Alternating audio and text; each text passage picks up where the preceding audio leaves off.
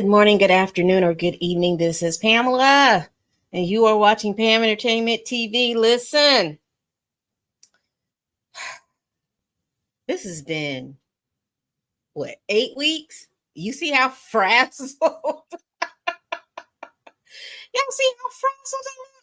Y'all, we are in the, we're past the home stretch. We are going to be going over the closing arguments of the prosecution team in the Diddy trial. I've got four sources actually. I have the Washington Post, I have NBC, I have Inner City Press, and I have a new one. Shout out to that girl Henny. She hooked me up on the PDD trial updates because they're in the, she's in the courtroom as well. And hold on, and then I have the Washington Post. So we will go over all of these different things. So y'all, these people are trying to, last night I had talked about the verdict slips and how they're getting that information together. So let's go back over the charges as we know them to be. Hold on, y'all.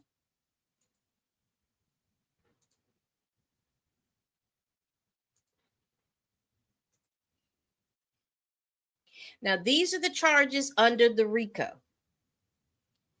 the kidnapping, the arson, the bribery, the obstruction of justice, the forced labor, the ex trafficking, the transportation for prostitution, and the drug trafficking. These are the charges that we have currently under the RICO. And then there are, hold on just one moment.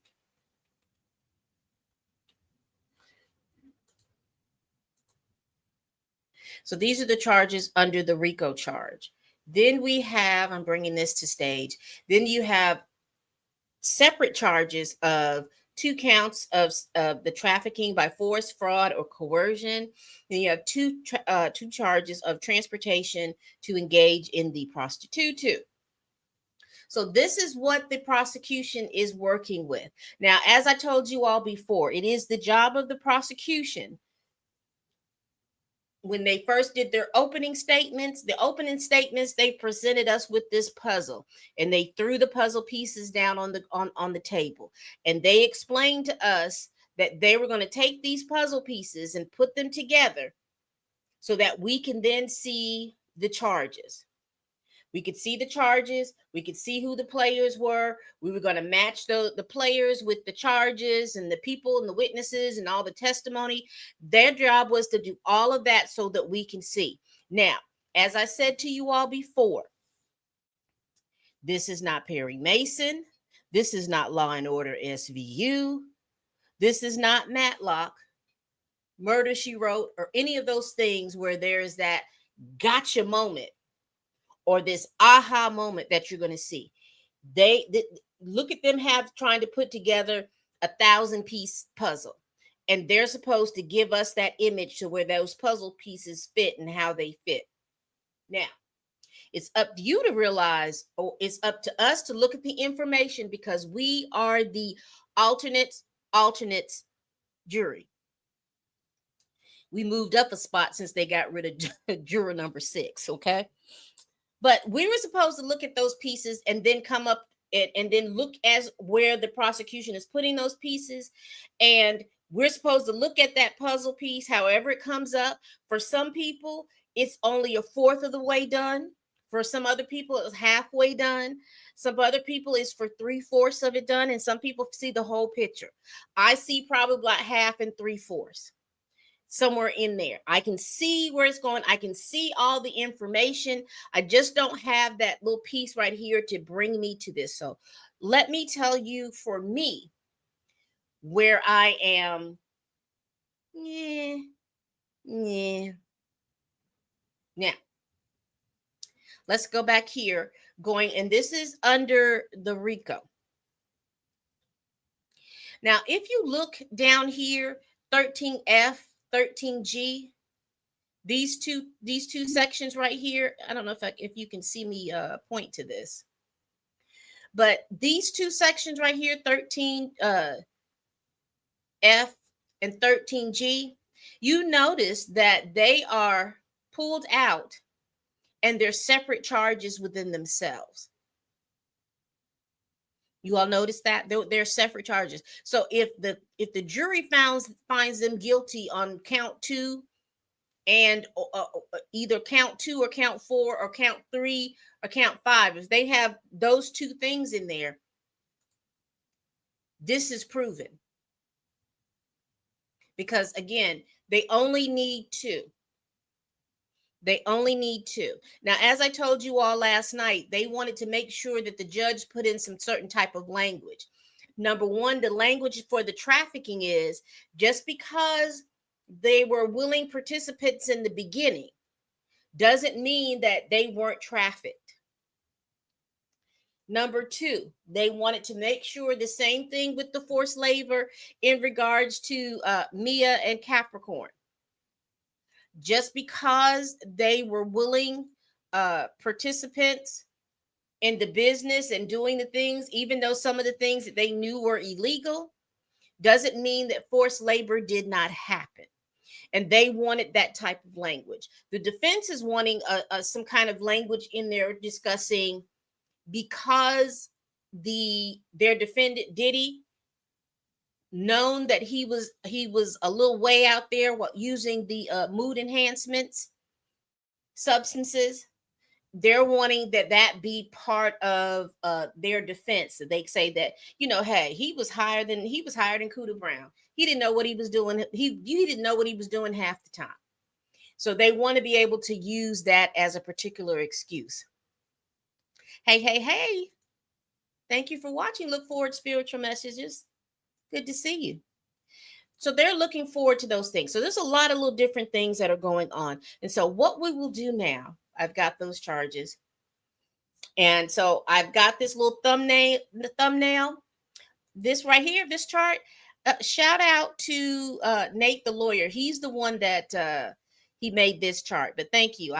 Nate the lawyer is the one who put this chart to give it made it so much clearer for me to see what we were talking about. But thank you so much. Thank you so much. Shout out to Nate the lawyer. So here are our victims. These are the people that are going to be talked about. We've got Cassie, we've got Jane. They're the two people that were for the transportation, for the prostitution, and for the trafficking. And then you have Capricorn. She is there for the kidnapping and the forced labor. And then you have Mia.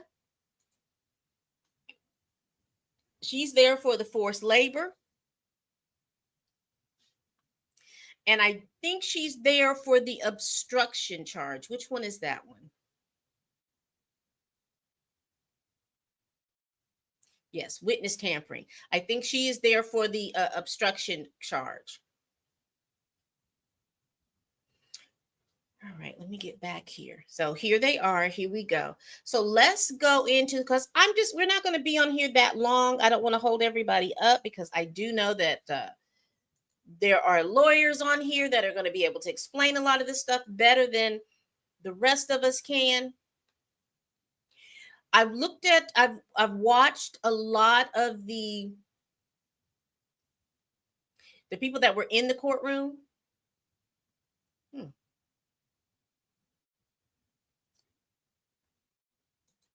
I watched a lot of the people that were in on the trial. And a lot of them said that attorney Slovak, that's the one who did the closing. They believe that she did a good job. They did believe that she did a good job of rounding all of this together so that you can see it. Again, you remember I told you all, I see all of the information, but I'm not figuring out how it tied. I did get some insight from someone who was there. Because basically, you remember when it first started and we saw like these group of witnesses that came in. So if you're looking at it, a lot of witnesses were taken off because, again, the victim just said that she wasn't going to testify. They couldn't find her, whatever is going on. She wasn't going to be in the courtroom. So the witnesses that they had surrounding her, they decided not to call any of those. So that we probably would still be listening to the testimony of those people. But because she didn't come in, they didn't have those witnesses around her. So they had all of the witnesses that were surrounding Cassie. They had them there. They had all of the witnesses that were surrounding Jane. They called some of them, and they did a lot of summary had a summary witness, and basically they were reading text messages from all the other different parties. Now, the biggest question that I think a lot of us are asking is, why wasn't KK called to the stand? Great question. The world may never know. Why wasn't one of the security guards not called to the stand? The world may never know. Now, some people believe that they have their own separate charges. They've decided that they were going to remain silent, and they have their own separate charges possibly coming on the other side. We will see. We will see. They may even decide to take a deal or whatever. But I do believe, and this is my opinion, that KK should be sitting up there on the stand, and the D-Rocks and the Rubens and all those people who were on his security team should be sitting at that table as well. But we do have Diddy, and he is who is on trial right now. Because again, those people may have decided, either they may have decided to remain silent, and the prosecution is going to get their own cases. Maybe they've decided to take a deal, and they didn't want to be able to, and part of that is that they didn't want to be able to testify, but they wanted to provide the prosecution with all the information that they had. Who knows? But I do think KK should have been there. Good afternoon, Jay. Right. KK and the security team, they should be, because they were all part of what the prosecution was going to be. All right. So I also want to talk to the people who, in the beginning, I was on that kick too, but I want to talk to the people who thought that this case and the freak offs was about a whole bunch of celebrities going to these white parties or whatever party that Diddy was throwing, and then there was just some kind of hedonistic orgy that happened and all of that. That's not what the freak offs are. I know that's not what y'all want to hear, but that is not what the freak offs were. Once again, for this case, that's not what the freak offs were. Again, this is not Perry Mason. This is not Law and Order SVU. And so I know people wanted it to be juicy like that, oh my gosh, because in actuality, what we're looking at, and I want to be very careful with my words, but sometimes I don't have a word to express what I'm saying. So I'll use different words. And I don't mean to be derogative. I don't mean to be insensitive. But this case is about Diddy's sexual proclivities and him using his enterprise to help him continue and cover his sexual proclivities. That's what this case is about. Once again, this case is explicitly about Diddy's sexual proclivities and his effort using his business to continue and to cover it up. And the way that he was continuing and the way that he was covering it up, the prosecution says that is illegal. You can't do that. No one is saying he can't be freaky. He can't be a fan. No one is saying that. But if you're going to be a fan, you can't fly these folks out. So, ladies, I need for you all to stand, and gentlemen, I need you all to understand. There is a whole act called the MANN Act, which explicitly says you cannot transport somebody to another state, to another country for the explicit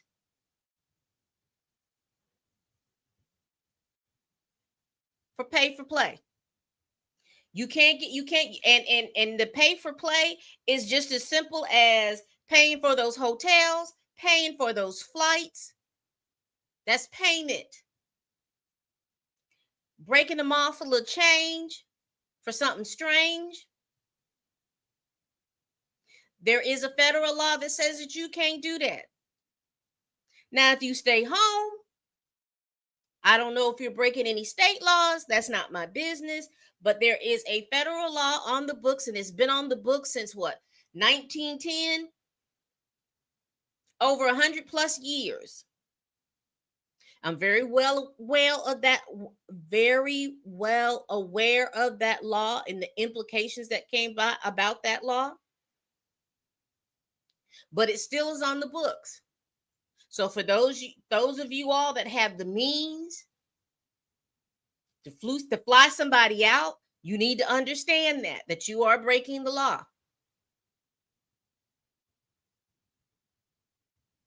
Because I know that a lot of y'all get flued out during the NBA finals, during the Super Bowl, and all of this other stuff. What is come on, y'all, in the NBA? What is that All-Star Weekend? All-Star Weekend. I know that y'all are out here getting flued out for All-Star Weekend. I know those of you all that are entrepreneurs and you have the means to fly somebody out. I know it's personal. I know it's all those things. But to do that act itself and you're keeping a record of it, that's illegal. I don't know what ends around the way, but y'all are smarter than I am. You know that you all, those of you all that can scam with the best of them, you all know what you all can do to get the inroads around that. But that is partly what he is being charged with. And that right there, the Mann Act, is count 5 and count 3, the transportation to engage in the prostitution. One of the things yesterday we did learn that the prosecution wanted the judge to make sure that he put in his instructions to the jury was the fact that no commercial, because the idea of being trafficked, the first thing you think about, what that I thought about, was people from another country. They flying in these women from another country. They have paid for them to come. They paid for their passports. They paid for all this stuff. They think that they're coming to work to do some kind of office job or something like that. They end up coming here, and then they're told that, no, you're going to have to pay that back. There's no office job for you. You're going to have to go work in the clubs, or you're going to have to go work on these things. And these women are forced to be able to work. They've got handlers that are not treating them well, but treating them well enough that they look good for the customers that they have. And they're trotted out there to perform. So there you could clearly see that's commercially, that's what we think of. So you can clear that, number one, that they're being coerced, fraud, because they came through here thinking it was going to be one thing and it ended up to be something different.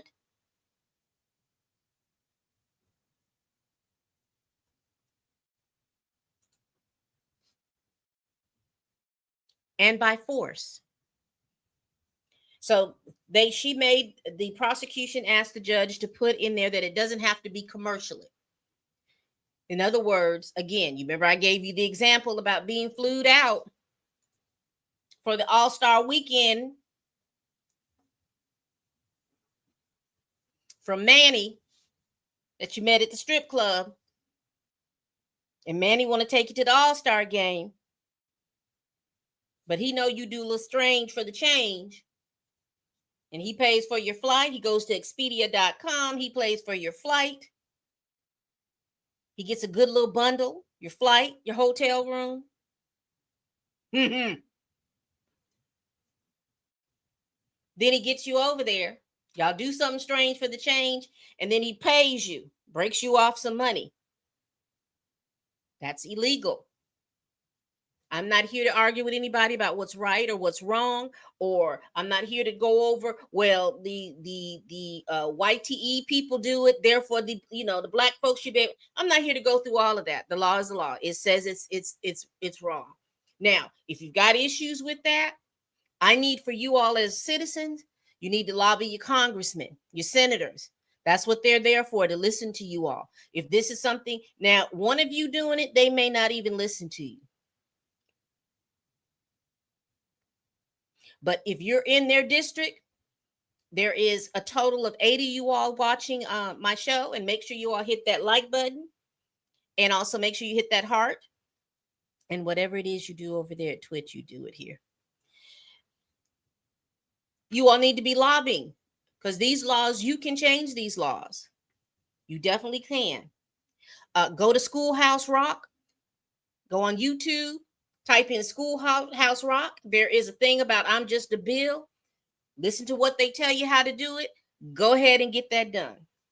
And you can change some of these laws. Are these laws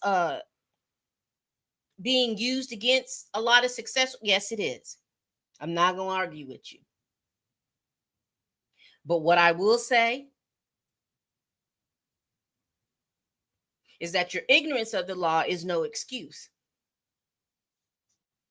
Know what you're doing. You all make a lot of, it's sad to see men make a lot of this money. You all make all of this money. You have legacies.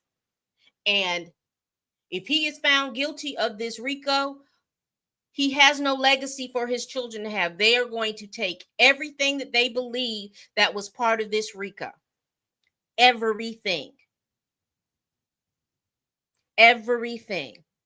And he has how many children? 6, and they will not see a dime unless he has put something in their accounts way before Cassie. And he took care of them way before he started, whatever that time period that they talked about Cassie, and it can be shown that it was done way before then. You're talking about 6 children plus his mama. Because, she got them one of them big houses and things like that too. All of that's going away. All of it. All of it.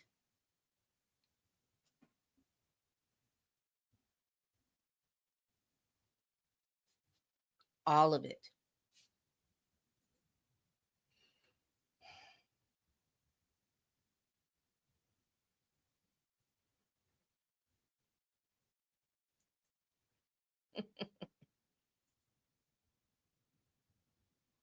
Yeah.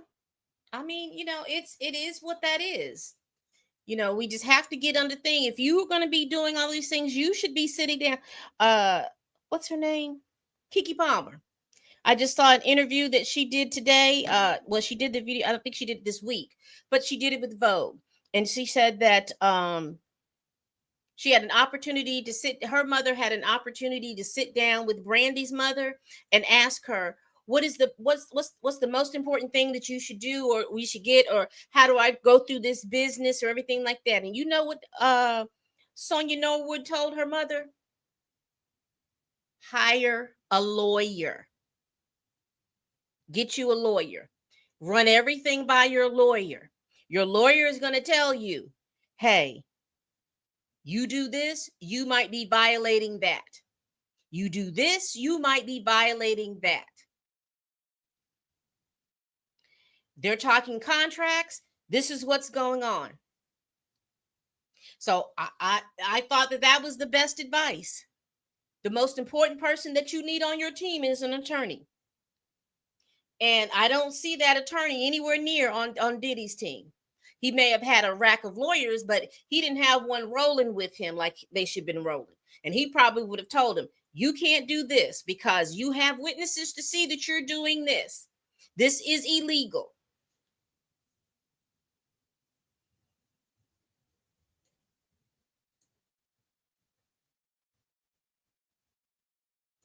Exactly. That's that Mann Act. That's that act.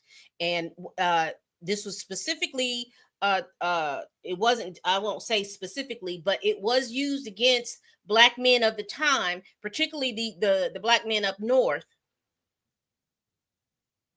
who were dating women outside of their race. And in some places, again, in some states, it was illegal for you to be dating and mixing races and things like that, and marrying and stuff like that. But that was a state by state thing. It wasn't federal. So they pushed this particular act so that you wouldn't be crossing into different lines, because a lot of times you had some people that were taking young people, white women, because it was really just to try to protect white women. Let's be clear, from getting caught up.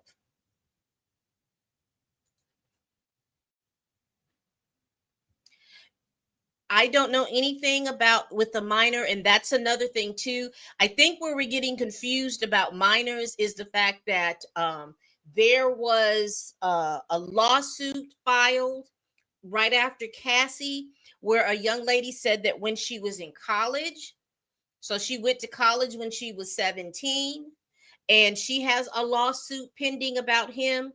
I don't know anything of what has happened with that particular lawsuit, hadn't heard anything else about it. And that's where I understand that that's coming from. I also understand that Little Rod's lawsuit, but again, that lawsuit was whittled down because apparently the attorney, Tyrone Blackburn, which, side note, he was arrested for running over the process server. Not laughing, ha ha. I'm just laughing like that particular case with Fat Joe and the what you call it. I see that case getting really messy really, really quick. Because I think that those people skirt the line, and I see that case getting messy really, really quick. And I see that, and this is just me. I don't know these people. I am just saying what it just seems like from reading the cases that started all of this. I'm seeing that things are about to get messy really, really, really quickly. They're about to be messy really, really quickly because I'm not a particular fan of Fat Joe. I don't like how he speaks. I don't like how he moves. That's a personal thing. I don't know the man. It's just from the stuff that I've heard him say on a podcast and things like that. I do not care for him. And he always gives me slime. He gives me bravado. He gives me like he watches too many Don Corleone movies or something like that. And so I don't like, I just feel like it's about to get real messy. It's about to get real messy, but we're here to talk about Diddy, and we're here to go over a little bit more about what the cross examination, I mean, excuse me, the closing arguments were. All right.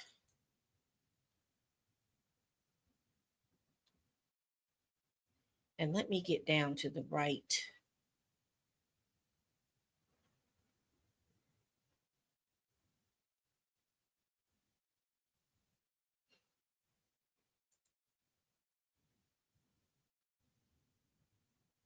And so I'm going to go over what P. Diddy trial updates is talking about. Let me share my screen. Let me share my screen. And we will go over there. All right.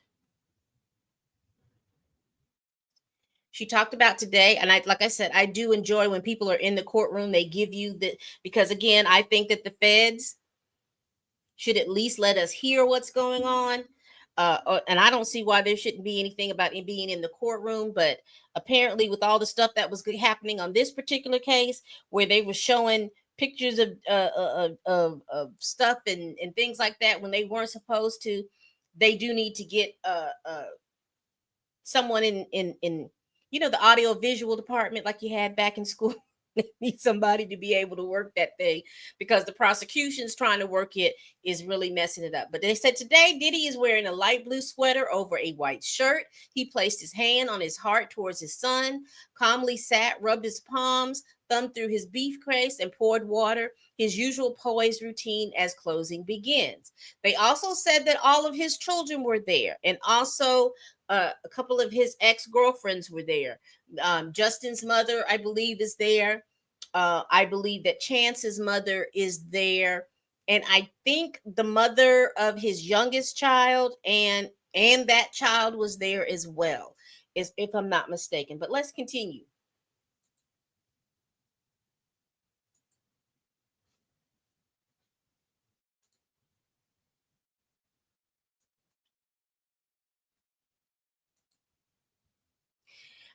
Judge Subterranean said today sessions ends after the prosecution's closing, and they will start tomorrow at 9 a.m. So the defense will present, followed by the government's rebuttal, and then they're going to give jury selections, and deliberations begin on the schedule.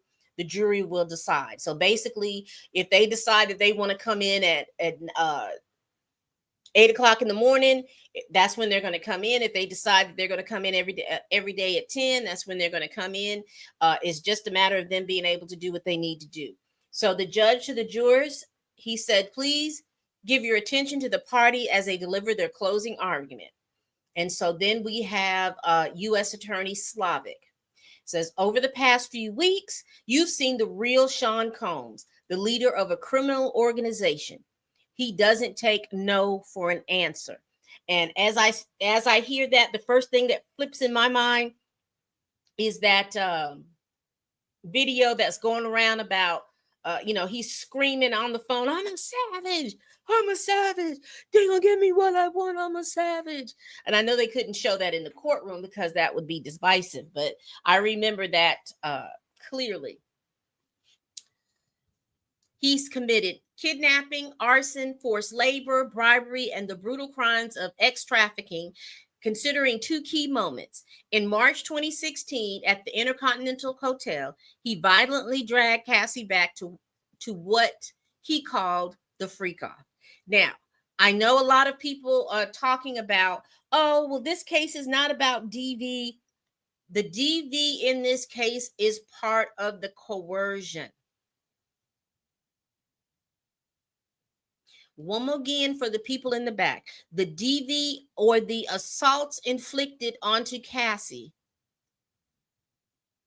was part of the coercion.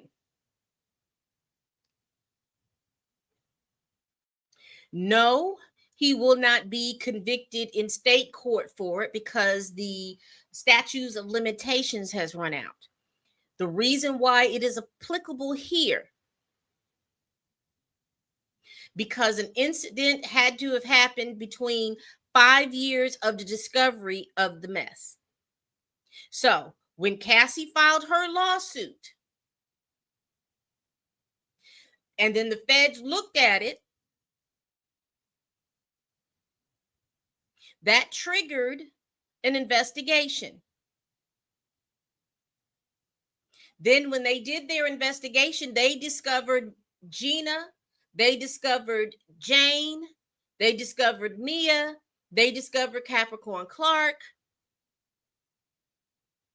And since Mia's incident happened within the 5-year window of the discovery of what's going on, that is why they can go back and use the violence that he perpetrated on Cassie as part of this RICO offense. And I hope that you all understand that. I know, because I hear it, I'm on the TikToks, I hear everybody, well, it's not part of the investigation, and they wouldn't try him. Listen, it's 5 years, has to be in that 5-year window of the discovery of the situation. So once they investigated, Mia's case fits the 5-year window. Gina's case fit the 5-year window, if I'm understanding correctly. So they were able to go back. Hey, hey, hey. Hello there. You just got off work? Well, join us. Take your shoes off. I don't know if we in mixed company or not, but take your shoes off, take your bra off, girl. We have a good time. Woo, because I know going to work all day and then you gotta wind down. And hopefully I'll help you all wind down while I'm giving you all the information. So this is why. And again, I know a lot of people will say, well, they're not innocent. They participated. They called the people to come. Yes, they did. And they testified that they did that.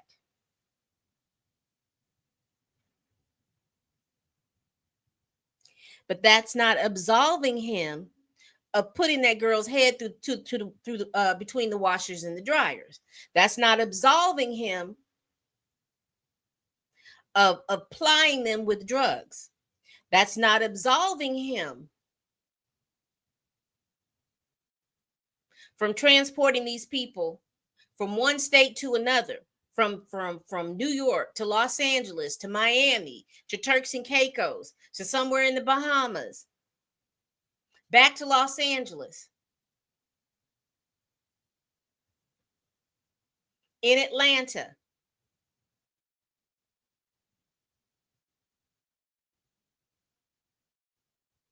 Well, they should be prosecuted. Y'all take that up with the prosecution. They decided not to prosecute them. And for them they're not looking at them. They're looking at the people who have the power, who have the money, who have the influence. That's who they're looking for.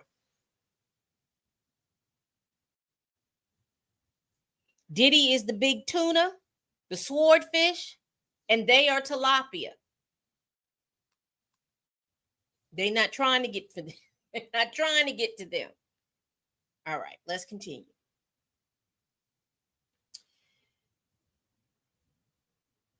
In 2024 at Jane's home, he choked and hit her. She tried to flee. She couldn't escape.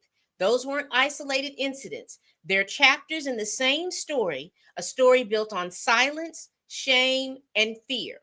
He believed his fame, wealth, and power made him untouchable. Now, this is ADA Slavic's closing argument. For 7 weeks, you've heard how his staff enabled his control. We now turn to the RICO charges, including the ex-trafficking and interstate transportation for the prostitute. Crimes that are each charged separately too. You may think of racketeers. Their groups committing crimes are far more dangerous. This was Combs' kingdom. Very good visual. Like a king in his own fiefdom. He had the employees, he had the people as the people running around, and then he had the people who he said that they were his I'm not going to say that there was his queen, but these were the women of the village that were coming in and they wanted to get next to the king. They had desires of the riches of getting next to the king and all of this other stuff, loving on to the king. So they had their vision of going up into the king. The king had their vision. It's just that those visions didn't mesh like that. Groups committing crimes are far more dangerous. This was Combs' kingdom. Everyone in it had one job: to serve him and to satisfy his every desire, including the sexual ones. The law requires us to prove just 2 racketeering acts. We've shown you far more than that. He ran the Combs enterprise. His inner circle, his chief of staff, bodyguards, all of them changed faces, but their roles stayed the same. You heard about KK, his right brain, living at 2-Star. She communicated with his girlfriends, coordinating everything. His security team, D-Rock, Bond, Rube, Uncle Polly, Fahim, were all armed, all very loyal to him. You heard about the diner incident with Suge Knight. David James told you that Combs had guns. Now, you see how they did that. Now, this is going to really parlay into the incident with Capricorn Clark, because he made it known that Diddy was known to hold and have guns. Now, if he pointed anything at you, I don't know. They didn't clarify a lot of that, but they really brought the point home is that, yeah, along with his security staff, he held guns. So this is why it was when they did the raids, they did find the guns. 11. Law enforcement found weapons during their search, a defaced rifle in LA, and 2 AR-15s with serial numbers removed, hidden in his closet. Then there were rotating assistants, all paid by his businesses. Brendan Paul made 100K a year. KK, 6 times that. So she made over $500,000 a year, plus she lived in Star 2. When your boss asks you to buy mood enhancers, or when you help kidnap and confine his girlfriend after he stomped someone's face, that's criminal conduct. The law doesn't care if they liked what they were doing. KK warned him to be less reckless, yet she still bought him cash and mood enhancers. She was part of the enterprise because he paid her $600K. For all of this and possibly going to jail, he should have been paying her $1 million a year. But he also should have had an attorney to sit down and talk with him. But let's continue. And I don't say that in the means that I'm condoning what was done. Excuse me. I am saying that an attorney would get you to understand that these types of things that you're doing is going to cause for you to have some issue. And the thing about attorneys, they're not going to want to go down unless you have an unscrupulous attorney. They're not wanting to go down because, again, they can leave you and go practice law someplace else. KK warned him to be yet less reckless, but she still bought him the cash and the mood enhancers. She was part of the enterprise. It affected interstate commerce, and that's all the law requires.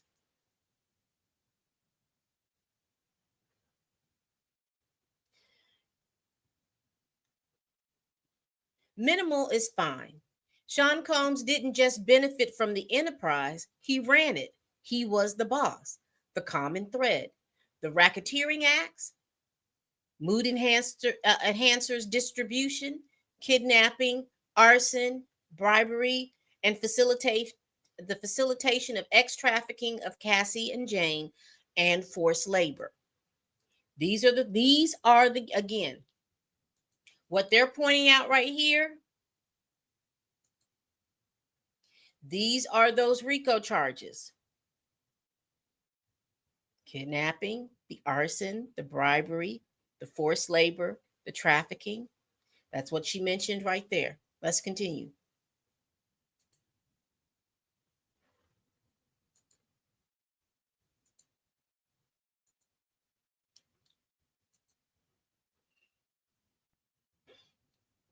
Travel for commercial X, cover-ups. To convict, you only need to find that someone committed 2 acts in any of these categories: 2 D deals, 1 kidnapping. That's all. But in this case, you've seen far more than just 2. So they're outlining to them. We have talked about the arson of Kid Cudi's car. We have talked about the kidnapping of Capricorn Clark. We have talked about the forced labor of Mia being required, staying up to 5 days straight working.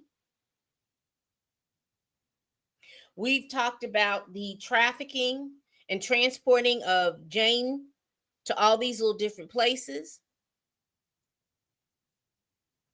They've given you a bevy of information. Excuse me. So let's start with drugs, the fuel of every freak off. D-Rock, KK, and Fahim were the most involved, but many helped keep the mood enhancers flowing. This wasn't about Mary Jane. Brendan Paul called them hard drugs. And remember, everyone thought that Brendan Paul was his mule, but he was an assistant just like everyone else. He just happened to be, when the feds arrested him, he was the one caught holding the goods, so to speak. But you know how, the media has to spice it up. You've seen the stipulations about what was found in the searches: the cocaine, the meth, the oxy, the K, a dissociative, GHB, mushrooms, Molly, Tootsie, a pink dyed mix. It's all exhibits 1305 and 1306. The quantity doesn't matter. That's not a legal element here. So again, they're saying it's not like he was dealing, he was distributing it. Meaning that every freak off, he had his employees make sure that these mood enhancers were present at the freak offs, along with the baby oil, along with the Astroglide, along with all of those things. That he made sure that all those things were present. And not only it's not only that he was taking them, he was giving them to the girls, the Cassies and the Janes. And he was also allowing the performers to indulge in it as well. And distribution doesn't require a sale, just the act of sharing or moving mood enhancers. You know the dealers: Guido, One Stop, Baby Girl. Jane testified that she was told to bring the mood enhancers with her when she flew to meet the defendant, not once, but twice. KK helped coordinate that. The texts confirm it. KK instructed Jane to swing by Mapleton and pick up the Guido package. You heard that phrase used during hotel nights. Now you know what it means: more ecstasy. Even security knew it. Guido texted Fahim saying, "Puff has a $450 balance with me."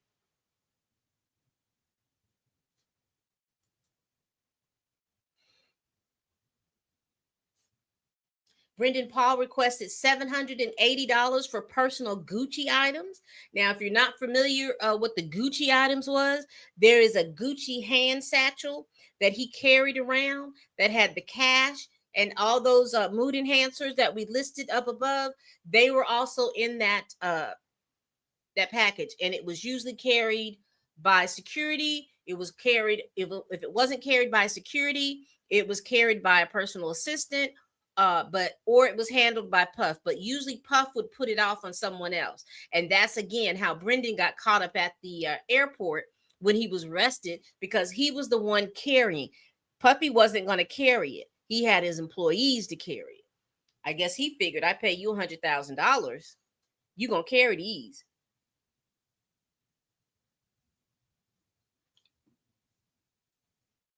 Mood enhancers. Distribution happened. It doesn't matter that it wasn't kilos or sold on corners. Personal use is a distraction. These mood enhancers were bought, and passed around him. Cassie used mood enhancers at every freak off. Drugs supplied by the defendant, mood enhancers. He introduced Jane to mood enhancers and gave them to her on nearly every hotel night, save one where she ended up getting sick. He gave mood enhancers to Carrie Morgan, Bonna Bonan, that was Bonna, and he even made Brendan Paul try Tootsie to test its quality.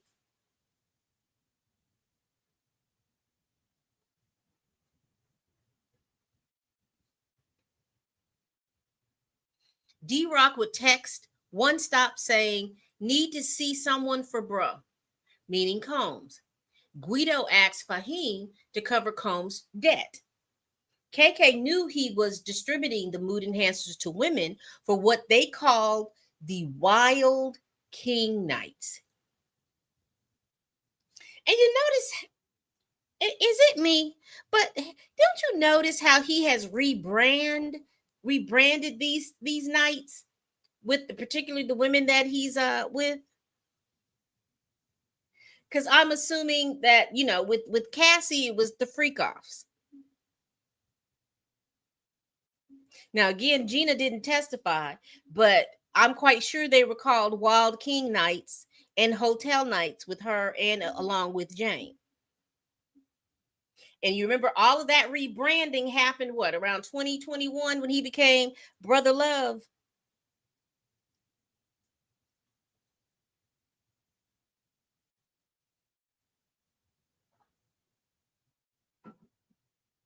And he started seeking counsel.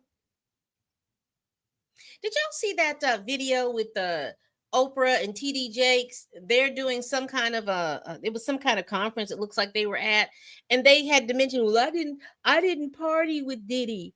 And then TD Jakes is saying, no, I just went over to counsel. But there's video showing Oprah partying with Diddy and Pharrell and a whole bunch of other people, and she's up there just,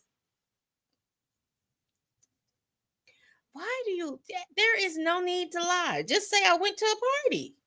You grown. You didn't go to them parties. You didn't go to no freak offs. Just say that. But you did party with him. A lot of people partied with him. And as Cat Williams says, you got to tell him no. Jane told KK she was having a bad come down. KK gave her pro tips to manage it.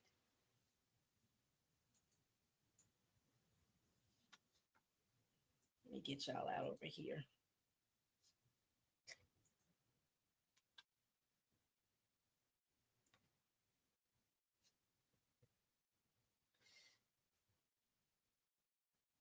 That's distribution, plain and simple. Now let's talk kidnapping committed under both California and New York law. Now, who is that working with? This is about Capricorn Clark. Now, with Capricorn Clark, now she is the person that, listening to her testimony, I'm like, yeah, he did that crap. And again, you've got the kidnapping and you've got the forced labor.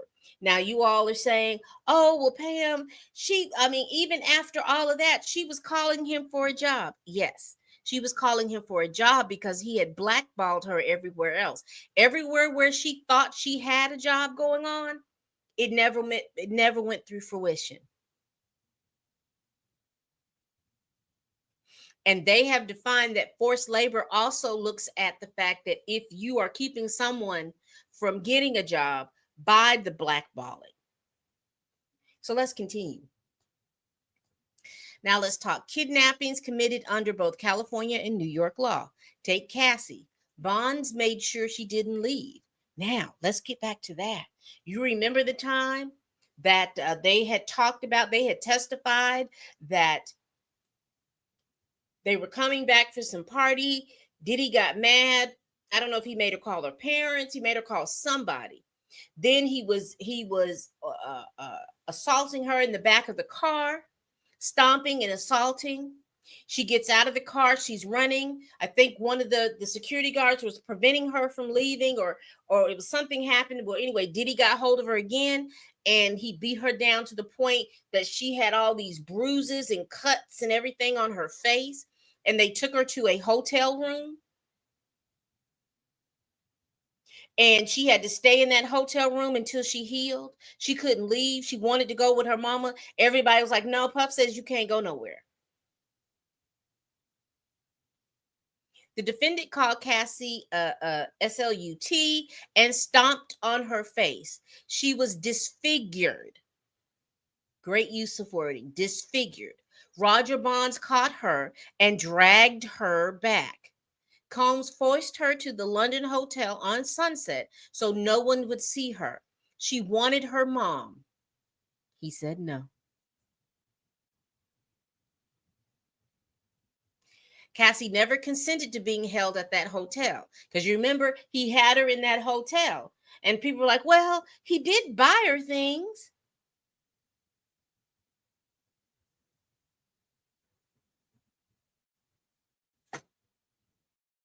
David James told you Combs demanded to see his phone. He wanted to know if he posted about the club assault. And then there's Capricorn Clark. So it's starting to come back. They were at a club. She was talking to another manager or something that talked about wanting to manage her. He got jealous. He got mad. And they had to leave. And then he was arguing with her. And after all of that, he made her go to that hotel. And everybody knew she was at that hotel. And everybody knew that worked for him that she couldn't leave. Capricorn was held for days in an empty Manhattan office. And we find out that that particular empty Manhattan office turned into be Bad Boy Entertainment offices. It was just being remodeled. So technically, she was at work. Forced to take a lie detector test over missing jewelry. Uncle Polly brought her to what became Bad Boy HQ. She was tested for 5 days. The examiner told her if she failed, she'd end up in the East River. In Central Park, the defendant told her if anything happened, he'd have to prune her from the timeline. David James remembered he was tested too to root out the quote rat. In December 2011, Rubin helped the defendant kidnap Capricorn. It started on December 22nd. So let's go back to Capricorn and in Manhattan. Apparently, Diddy had received some jewelry on loan, and it was the job of Capricorn to transfer that jewelry from one place to the other. I don't know if it was in a check bag. I really don't know exactly what happened, but what I do know what happened is that the jewelry came up missing. And he wanted to know who took the jewelry because, again, it wasn't paid for. It belonged to a jewelry company. And then they started questioning everybody. Now, remember, in Central Park, the reason why he said that, because he found out that she worked for Death Row and she worked for 2 or 3 different places before she came to Diddy. And once he heard that she worked with Death Row, I guess he thought she was a plant. And he was just telling her if anything happened, he was going to prune her from the timeline.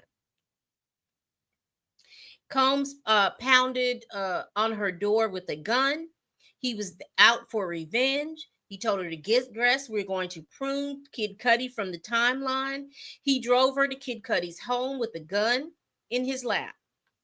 According to the prosecutions, they're saying that's kidnapping.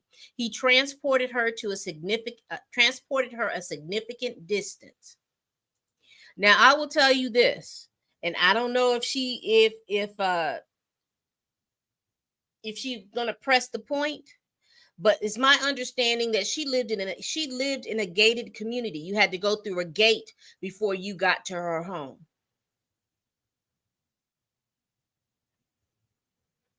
That housing, whatever the HOA, the housing thing, they would have to have a call from my lawyer because there was no reason that he was going to be able to come through there, because I would have never given him any permission to come to my home. Never. He told her that she wouldn't be free until she brought him Cassie, who he kicked in a fetal position when she arrived.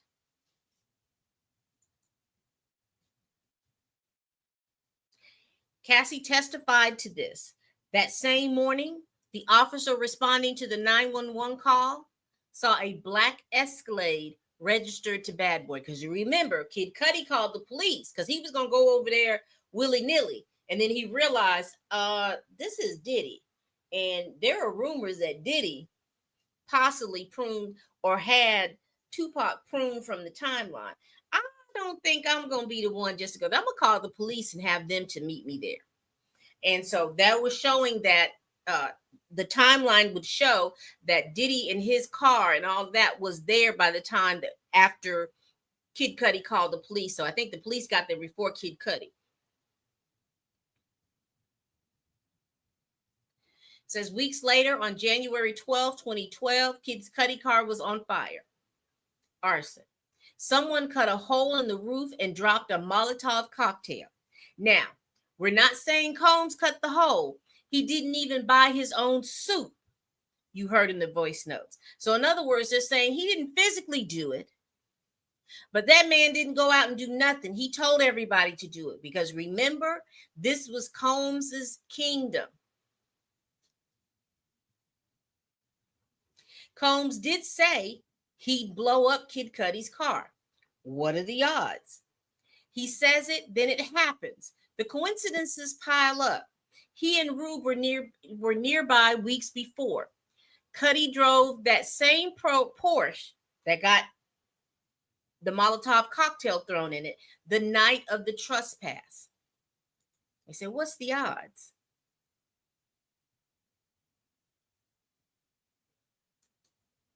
Cudi had no enemies except Combs. And why was Combs an enemy?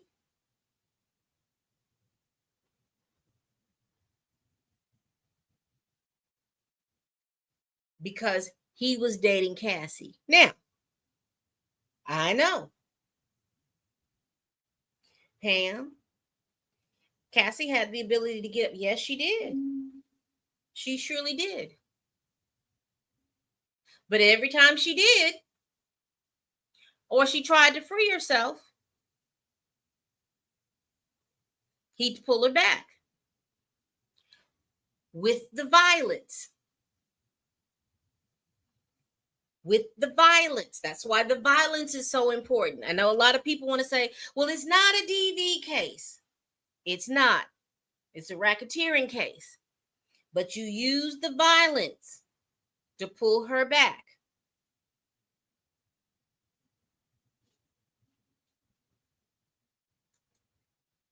Combs, they're taking Kid Cudi's word.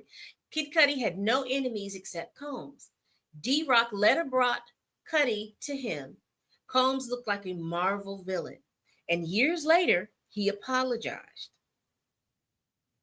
Now, I know he said sorry, but I don't think that they were able to show that he said, I'm sorry about burning your car down. I don't remember Kid Cudi saying anything about that, because that would definitely would have been one of those bum, bum, bum, one of those moments. Now, let's talk about the bribery, starting with the 2016 video. The defendant was having a freak off with Cassie and an escort named Jules. Flores walked in and found Combs in a chair, staring with what he called a devilish look. Another man was in the room, because you know Diddy's eyes sit too close together for me. Shout out to my mom, because that's where I get from. Eyes too close together. Something ain't right. That's what she would say. Combs tried to hand Flores a stack of money. That was his first attempt to bribe someone that day. Now remember, they carried around that Gucci satchel, the little handle satchel that was full of the money, the mood enhancers,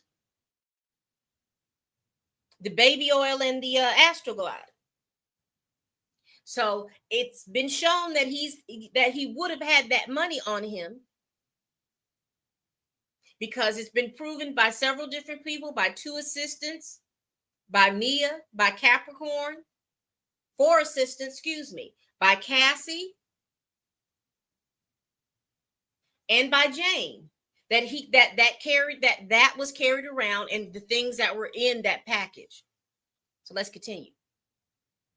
Once Cassie left, he began immediate damage control.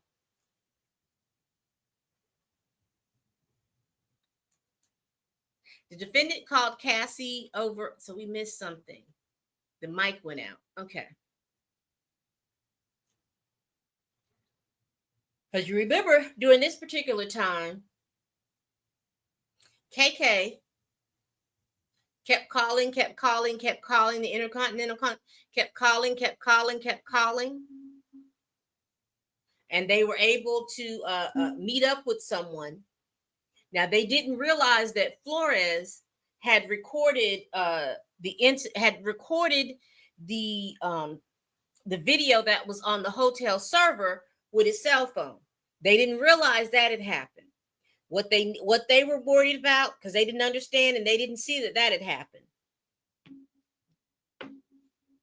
They wanted what was on that server. Once they had given that money,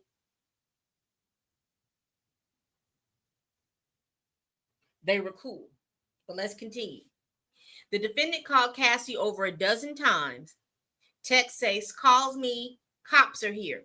He wasn't concerned about her. He was manipulating her. He knew that there was a video of the assault. He went banging on her door with a hammer. Neighbors were ready to call the police. Some did.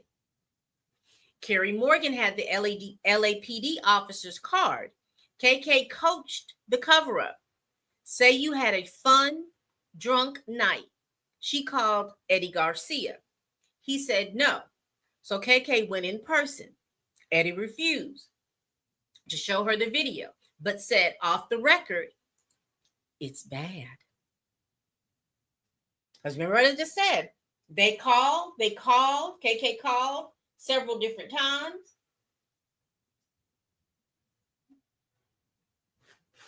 Then when she didn't get any results, she went to the hotel.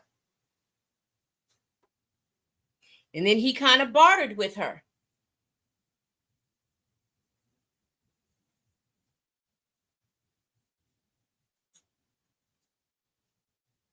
KK had Combs call Eddie, my angel, directly using his personal cell. When Eddie said his boss would hand over the USB for $50,000, the defendant called him Eddie, my angel. That's how he saved him in his phone. Eddie delivered the USB. D-Rock and KK were there. Combs counted out the bribe dollar by dollar. Eddie said that the security guard told him he came up with Combs, i.e. D-Rock. Eddie asked, what if Cassie calls the police? Combs knew the risk. Eddie found an ID of a stand-in for Flores. NDAs were signed. No one was to speak a word. As Eddie Garcia left, Combs told him, don't make any big purchases. That one line tells you everything you need to know about the purpose of the bribe. It wasn't just about saving face. It was about silencing evidence. That's how the enterprise worked.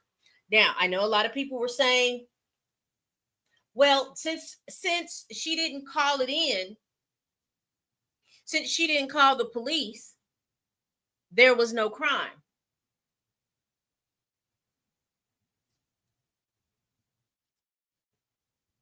My lips are dry, and this helps me moisturize and then take off that sloppy skin. So, excuse me. She didn't call the police, so there was no crime. There was no victim. There was a crime.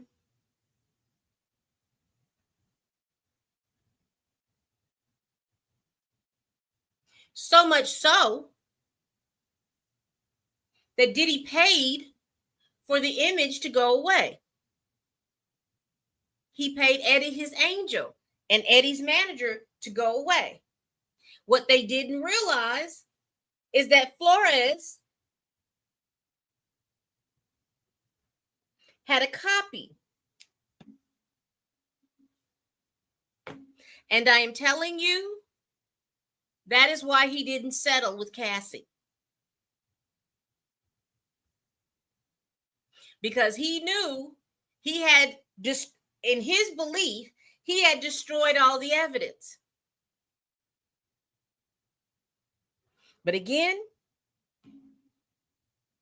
he didn't know that Flores had a copy. So when you start asking, where did CNN get the copy of the thing?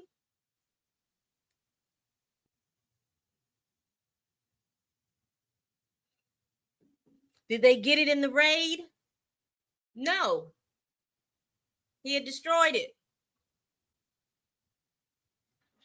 Mr. Flores had it. That's where they got it from.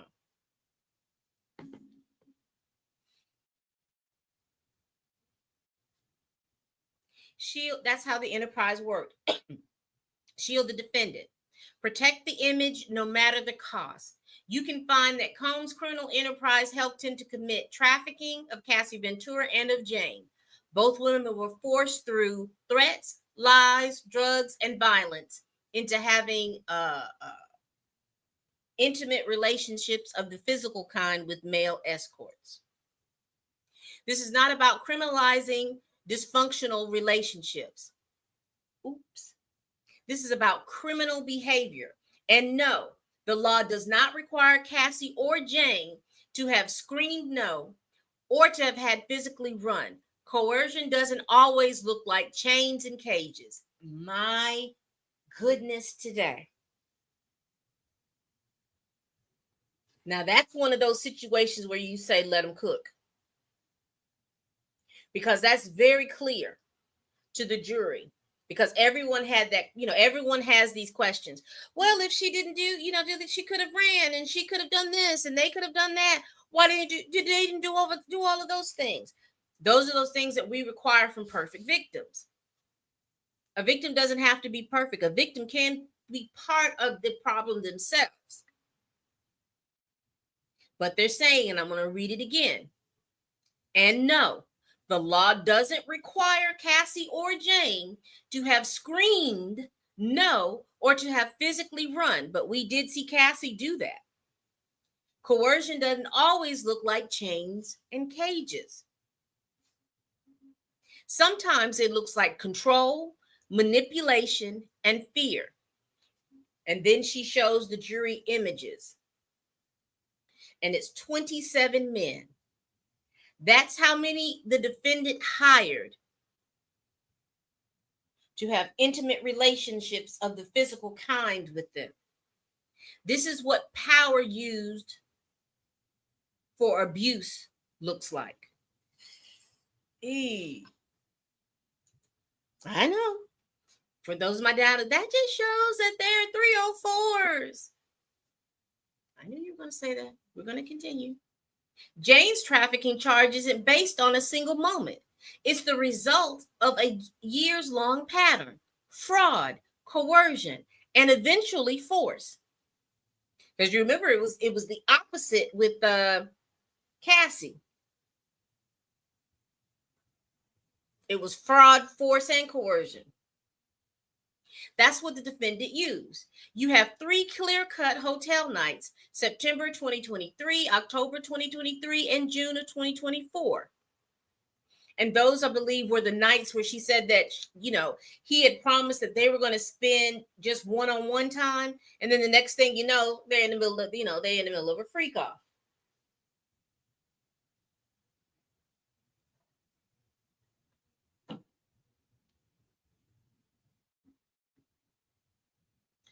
But there were many more nights Jane agreed with, not because she wanted to, but because she felt she had no choice.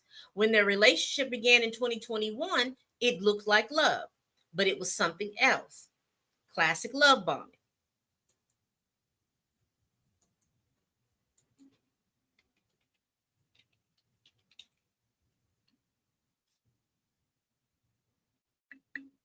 So what is love bombing? So I am looking right here. Love bombing, this is the AI overview. The AI says, this is what they say. Love bombing is a manipulative tactic involving overwhelming displays of affection, attention, compliments, gifts, and declarations of love during the early stages of a relationship. while initially feeling positive, it's often a calculated behavior used to gain control and influence over someone, potentially leading to unhealthy or abusive relationship dynamics. So with guys, you can see it with them giving you all, I giving you all the attention, calling you, coming by, telling you how beautiful you look, giving you all these gifts and declarations of love. With women, guys, it looks like, oh my gosh, let me cook for you, let me wash your clothes, and you've only known them 2 weeks. On both incidents, let me come over, let me help you, let me do all of these things. So with guys, and then when you don't call them, or you don't, you used to go to football games with your friends or watch football games at home, then she's sitting up there, I don't know why you want to watch all this. This is boring. You need to be over here with me. The next thing you know, you've got something in your tank. You can't go to work because she done slashed your tires, keyed your car. Ladies, it looks like for you, oh, I love you. Could you why do you wear your hair like that? You just going out there, you got your boss. You just out there dressing for your boss. I love you. I only want to see you look like this. Where you going? You're shopping with your girlfriends in the mall, he shows up. And for both parties now, since now that's how it looked in my day. Nowadays, you all are putting tags on people's cars and figuring out where they are through the tags on their cars and doing mess like that. Going through their social media accounts, looking for their passwords.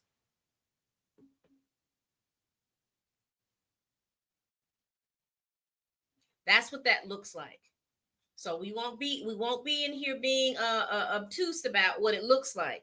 That's what it looks like when you love bomb somebody. And then before you know it, all that stuff that he used to do, you thought was cute, I'm saying he, but I mean he and she, what you thought was cute, and oh, they love them some me. It doesn't look like that in 2 or 3 months. And then you're confused. Well, maybe they just having a bad day because, he used to do all of this for me. She used to do all of that for me.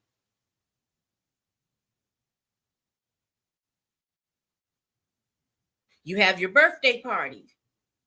He's finding a way to figure out how to sabotage your birthday party.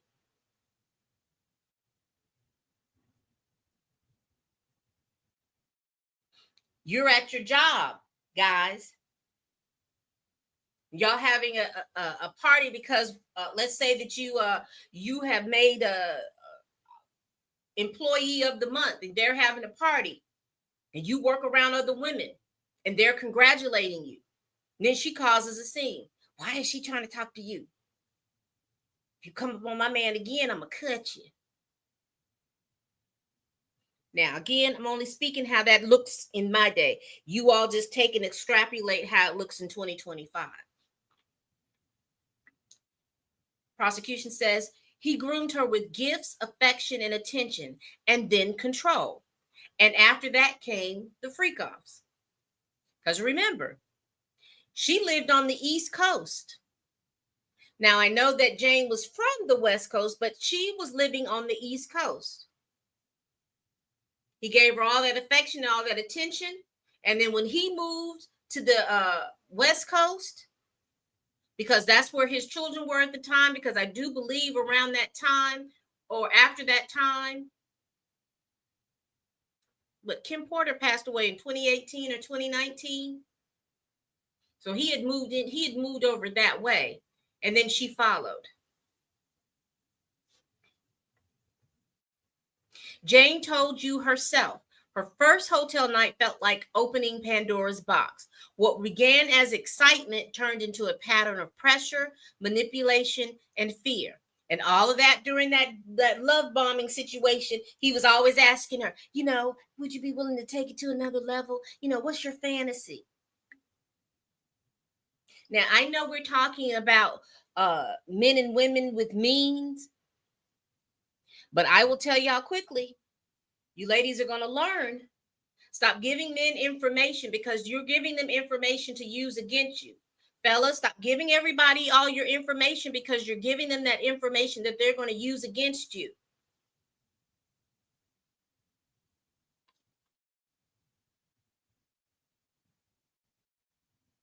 There are time frames for everything.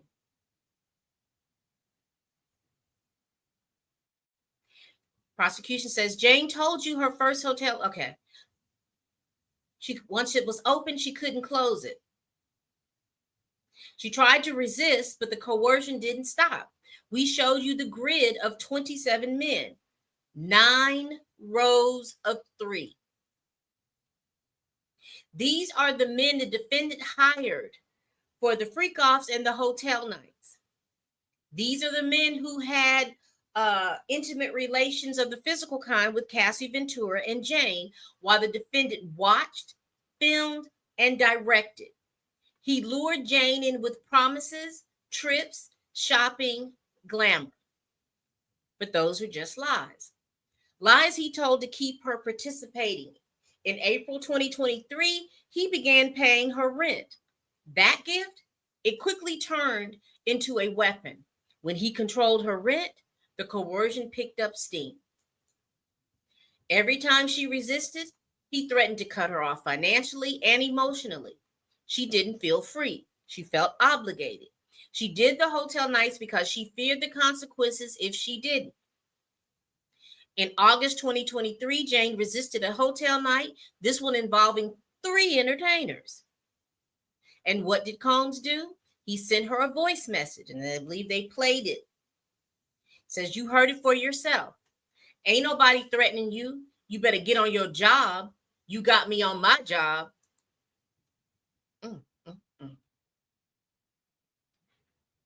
He may say it's not a threat, but the messages couldn't have been clearer. Jane knew exactly what it meant. Consent or you're losing your housing. And remember, she had a child. Now, I am going to stop there because I am so interested to hear what the defense is going to have to say, because the defense does have where Jane attended a hotel night with another rapper and his wife/girlfriend. So they have an opening in that particular part. What Jane went through didn't happen in a vacuum.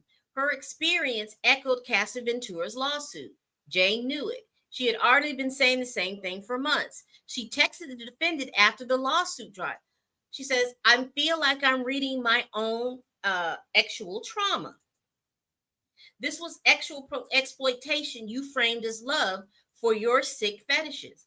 And when Jane finally confronted him, when she tried to speak her truth, he gaslit her. And when that didn't work, he cut her off completely. Now, I don't think he did that because they did show, the defense did show that he's still paying her rent, but I think that had a lot to do with the contract. But still, he's still paying the rent. You heard the clip. He talked over her. They said Dr. Hughes explained how trauma bonding keeps victims tied to their abusers.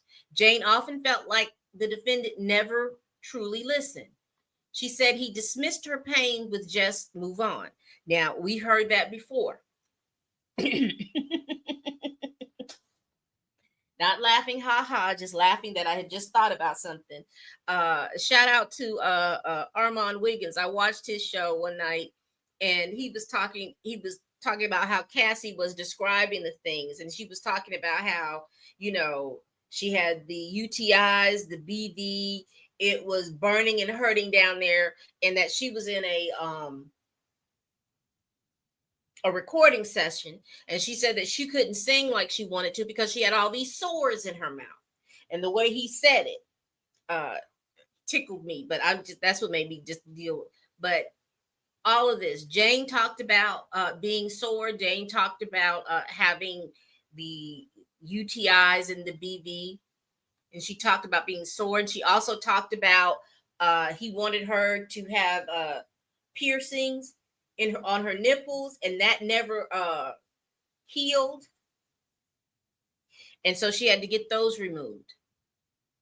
When she confronted him, he told her to charge him, said lawyers would get involved, and hinted at paying her off to keep quiet. So she asked for $100,000 a year just to walk away, a fraction of what Cassie sought. She thought it was reasonable. Combs lost control.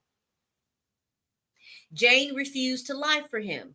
Jury can read the message yourself. She wrote that he threatened to show her X tapes to her child's father. Then, despite everything, he told her to come to Miami. She made it clear that she didn't want another hotel night. He agreed, but he lied. He called in an escort anyway. She was still under pressure, she wrote. I hate worrying about the rent. That was 2024, and it all came to a head in June. He assaulted her and forced her to perform oral X on an escort. That's trafficking. It was interstate because they went from Los Angeles to Miami. That's the transportation. Lord, no, they didn't say it like this. Even the Astroglide crossed state lines. The law is clear. It only takes one time. Force, threat, fraud, coercion. He knew what he was doing or didn't care to know. And saying yes once doesn't mean yes forever. In 2023, he promised Jane a real New York weekend. No games, but he brought in escorts anyway. She messaged him, it's dark and sleazy. I'm scared of losing my home. His reply, girl, stop. Then he FaceTimed her, pretending it would be a nice dinner. Another lie. Behind the scenes, he was texting Paul Arthur, an escort. He was setting up another hotel night. Before Jane's flight even landed, he messaged her, I have a surprise for you. That's a completed act of trafficking before her plane even touched down. She didn't want it. She was coerced. She messaged him again in New York. I knew you would pair me up with a random person. That's not love. That's manipulation. That's trafficking. She was so disgusted at the sobriety party that she vomited. Because remember, she talked about she decided to do it without the drugs, and then it just, she couldn't do it sober. That's because she hadn't taken drugs to numb it. Earlier on, Combs had tried to trick her by inviting the escort, so under pressure, she called Cabral to come to New York. In her next text, she wrote to Combs, in NYC, I knew you would pair me up with a random person. Jane texted him, I am not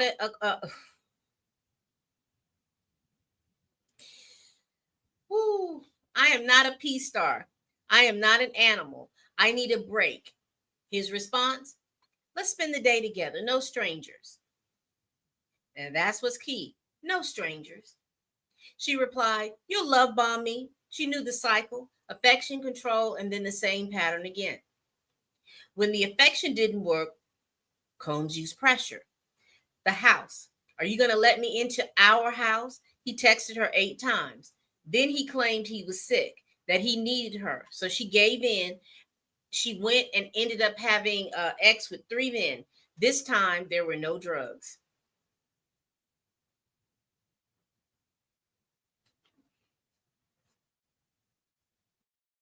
No haze, just compliance after conversion.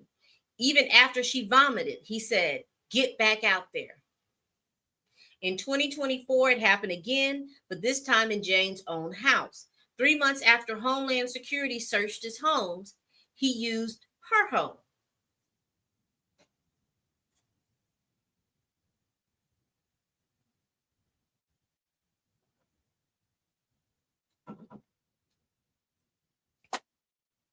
Because y'all remember when they arrested him, there were signs of the hotel, of a Wild Kings night was going to happen then in September. You remember that?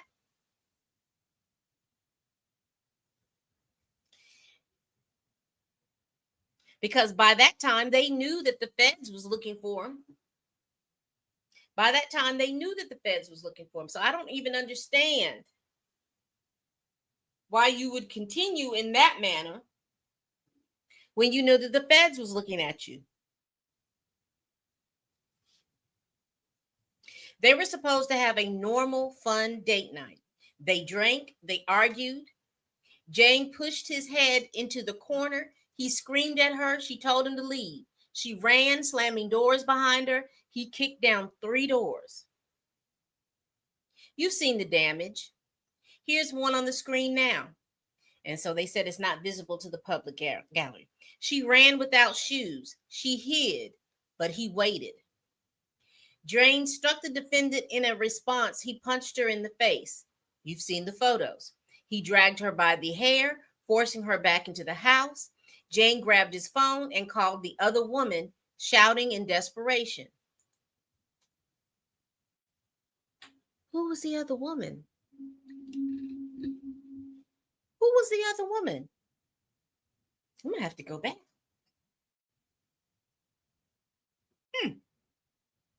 The defendant in turn called Jonathan Perez.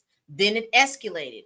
Combs followed her into the shower, hit her again, knocked her down. Afterward, he contacted Anton, the escort, and told her to come over and have sex with him. Jane, bruised and shaken, put on makeup to cover the injuries and drove to pick Anton up from the gate. Then the defendant handed her a pill and said, "Take this effing pill." He got in her face just inches away and asked, "Is this coercion?"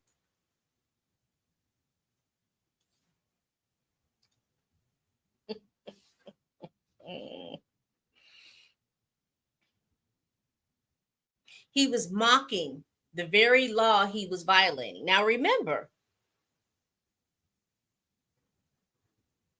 he was clearly, was this? This was 2020. This was in 2024.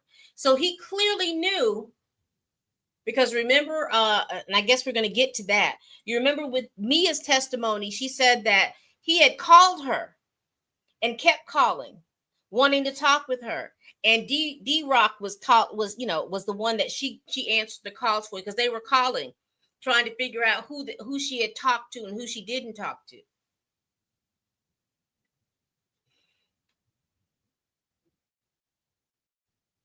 He knew what he was doing and he did it anyway.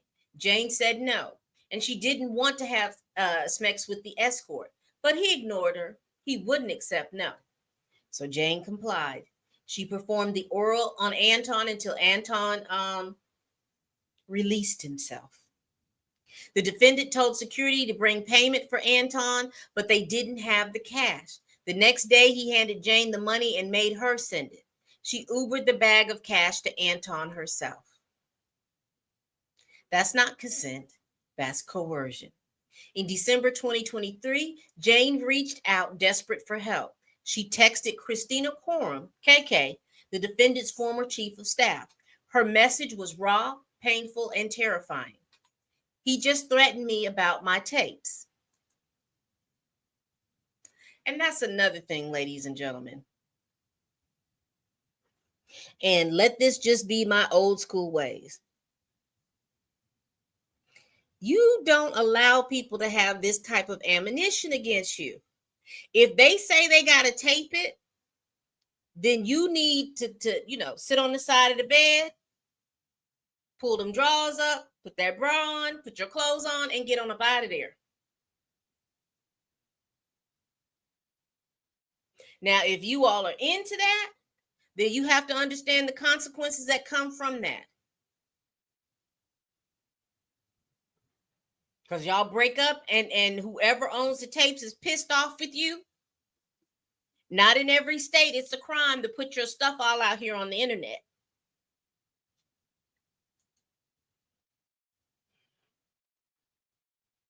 He said he would expose me and send them to my child's father.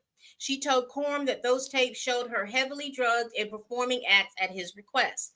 She was trying to heal, trying to find peace, but he wouldn't leave her alone. "All I asked for was my space. I'm beyond hurt by him." And how did Coram respond? With familiarity.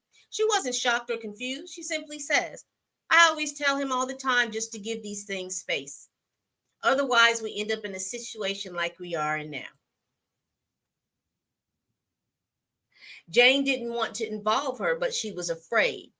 She said, please talk some sense into him because this isn't fair to me. I'm traumatized. I'm just privately healing and he keeps bothering me.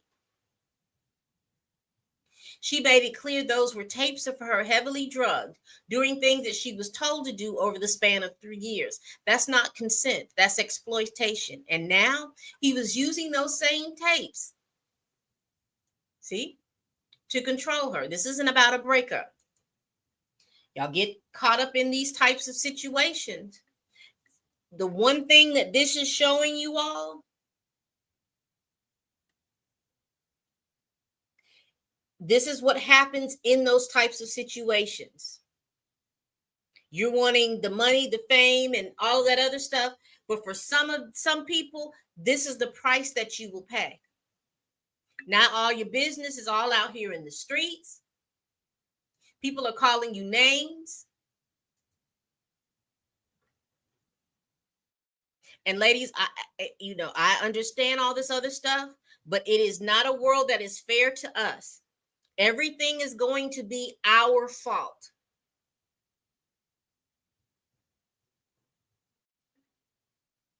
So if everything is going to be our fault,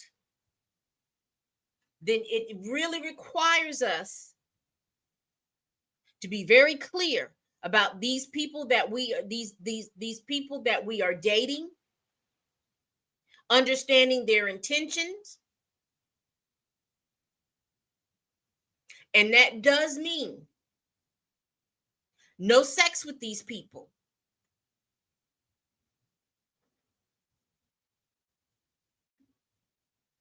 Because I'll be very clear.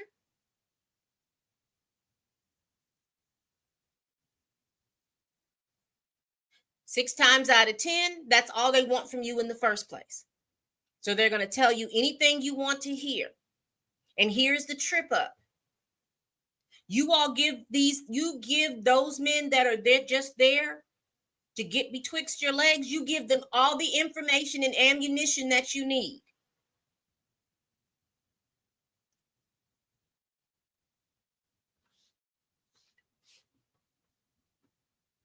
If this is not teaching us anything,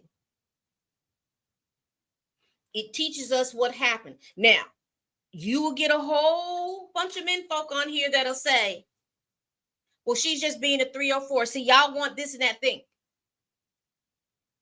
Be very clear.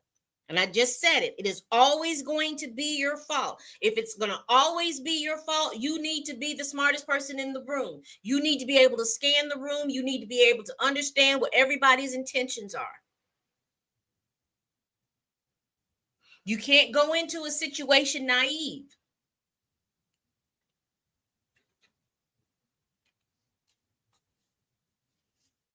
Let's continue. It's about threats, blackmail, and psychological torment. And it wasn't just in December. Back in September 2023, before a trip, Jane texted Combs directly. It's dark, sleazy, and it makes me feel disgusted with myself. I don't want to feel obligated to perform these nights with you in fear of losing the roof over my head. She told him that she didn't want to play that role anymore. No more trips, no more coercion. She wanted freedom. But to him, her no never mattered. Miss Slavic let's break for lunch. They take their lunch break. And while we're there, let's go and see what you all are talking about. Let me see when the last place I left off. Ooh, you all have been just, what time is it? All right. I'm too far, so let's get to closer.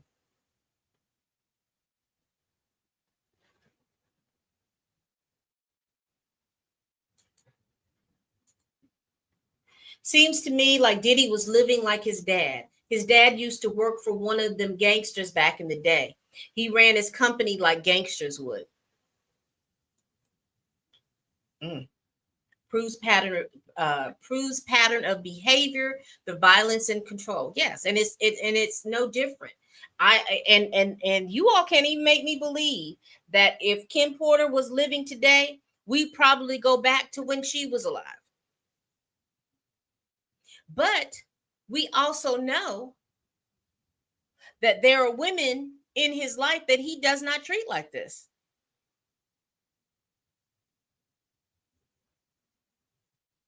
Once again, we know that there's women in his life that he doesn't treat like this.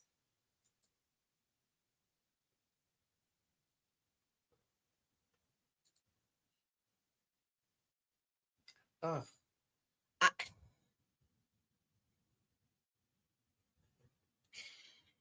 I do not understand that.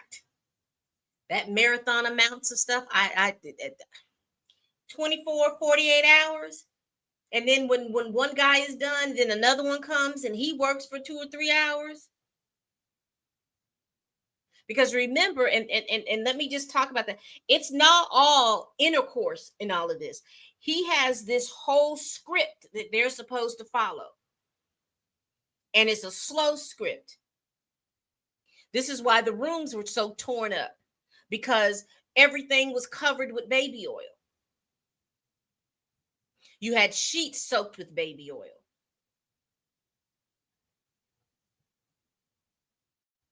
And it got to the point, after Cassie, they just started bringing their own sheets and covering things up with sheets and stuff like that. But those things would get soaked with baby oil. The beds would be soaked with baby oil. The comforters, the bathroom. They even testified one time that he started bringing a pool, and they were filling up the pool with baby oil.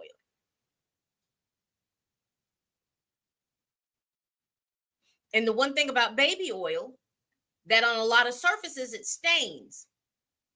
Because they testified that one hotel, they had $40,000 worth of damage, and I'm willing to bet you a lot of that damage probably had to do with baby oil being on the walls. They're having to change the wallpaper in that section. Probably was in the chairs, and you can't get oil out of something, so they had to reupholster the chair or get a new chair. Baby oil probably soaked into the mattress.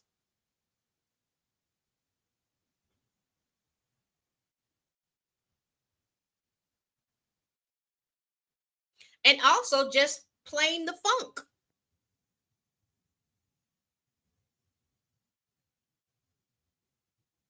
Funk and oil is hard to get that smell out. You've got to do the very deepest of cleaning.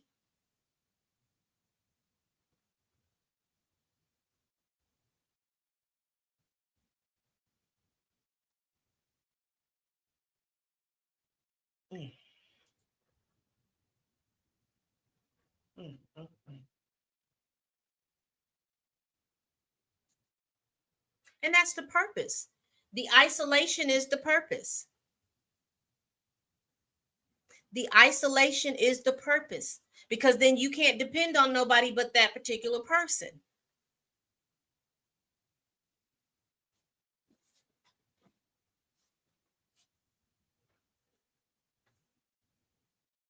Some of you all get in relationships and have children,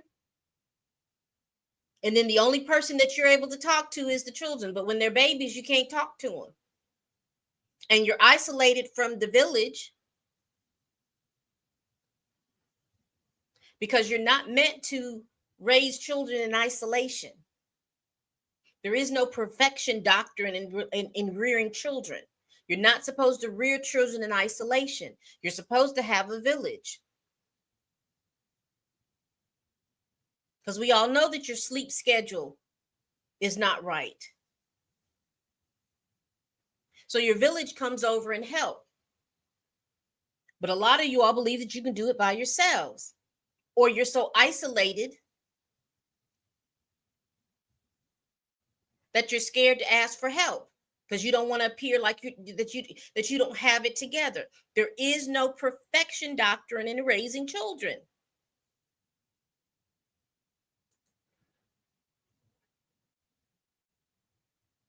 Exactly. You have to watch what people are asking you. And it's not your job to answer all questions. You can say, that's not your business. You can say, I don't feel comfortable with asking that. Now, if they keep coming, you know what? You've got to learn again. A lot of women act on this scarcity doctrine. You thinking that ain't no man in the world, this is the only man I got. This, no, there are plenty. Stick to the rivers and lakes that you're used to. Love the people that love you. May not look like what you, they may not look like what your fantasies desire, but love the people that love you.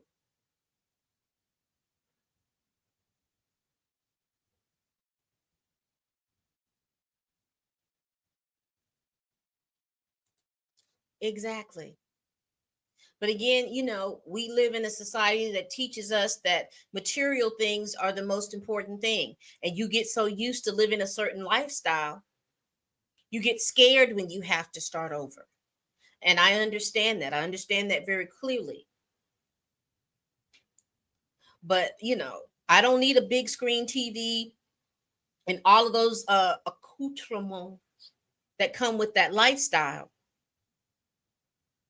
over my dignity. Scale downwards. He was paying the bills anyway. I don't think that her name was clearly on those. I don't think her name was clearly on those things. All she had to do.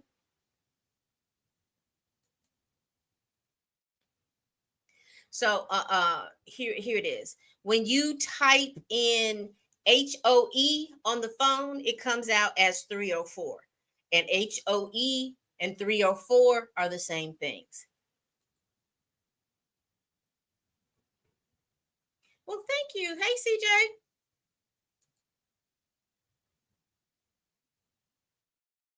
It is. It is. It is.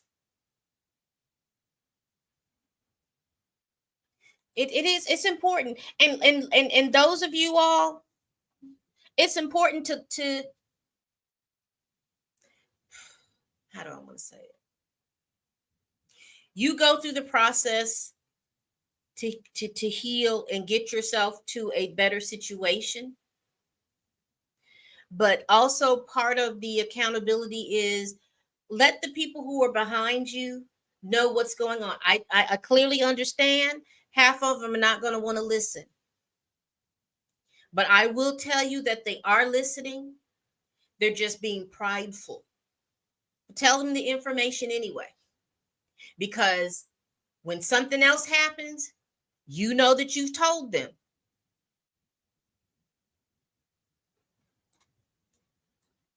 You know that you've told them. And this goes for men and women. When men want you, when you talk about being providers and protectors, part of that is making sure that you talk to the guys about behaviors.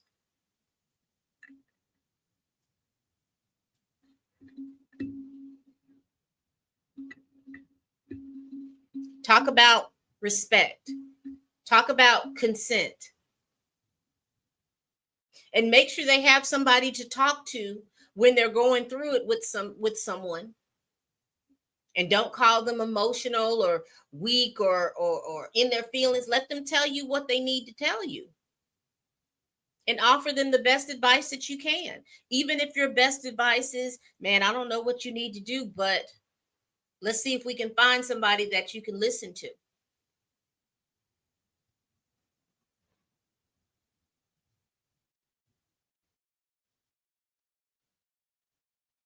Ladies, we stay in too much competition with each other. And those men that are there to manipulate you, they see it. See, they see the women that go around and don't have another friend that's a woman.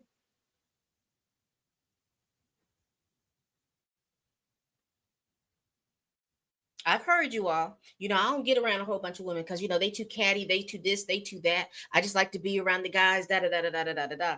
They know that, and that's how you get caught up.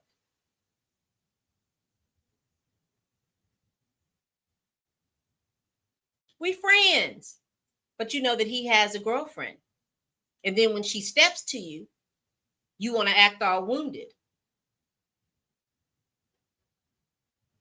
but you already know that you probably been talking to him and all the other people in that little group.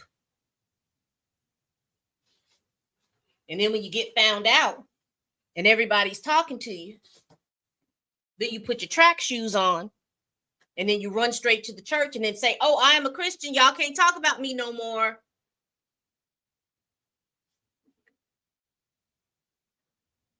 Learned what the characteristics and qualities of being a friend.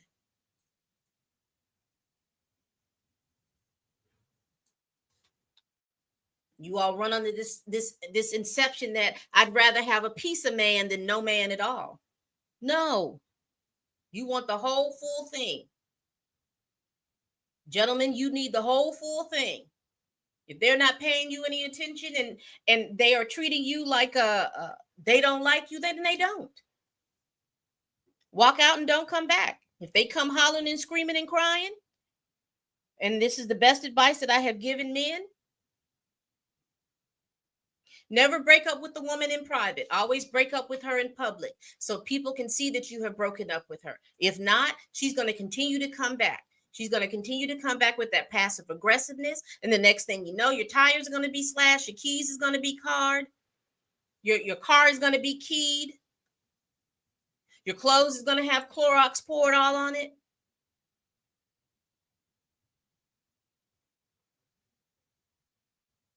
And if you have not broken up with her in public, she'll act like that never happened.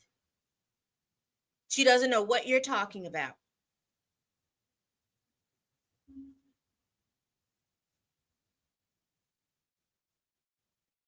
All right. They're back. The judge, Ms. Slavic, are you ready to proceed? She says, yes, Your Honor. Just a flag for the court. We'll be switching PowerPoint shortly. Can we turn the public screens back on? Somebody's not really. Before lunch, we walked through 3 specific incidents of trafficking involving Jane. But let's be clear, those nights didn't happen in isolation. They were part of a progression from fraud to coercion to eventually force. This was not spontaneous. It was a buildup rooted in power, mood enhancers, and fear. You saw it. The rent conversations, the manipulation around housing. You heard how Jane had little to no experience with mood enhancers before she met the defendant. Once she was under his influence, physically, emotionally, chemically, it became easier to control her. Quote, if she was high on a drug that made her feel actually aroused, I told you earlier, she wouldn't refuse. And what did the video show? Jane was super, super high. This is important because the defense will argue that she consented. But this wasn't a grown woman making a free, empowered choice. The relationship was clouded by threats of exposing tapes, control over her rent, and emotional violence. Those weren't adult decisions. They were survival responses. Now let's go back further to Cassie Ventura. She first met him when she was 19. When she was just 22, barely out of girlhood, he introduced her to what he called freak-offs with male escorts. For a decade, he threatened her, beat her, got her hooked on drugs, and first forced her into X with hired men. Just like Jane, it became her job. It became her shame. Because you remember with Cassie, because I've said it and I'll probably say it until I'm blue in the face. I had never heard of a 10-album deal. You have a contract with a 10-album deal.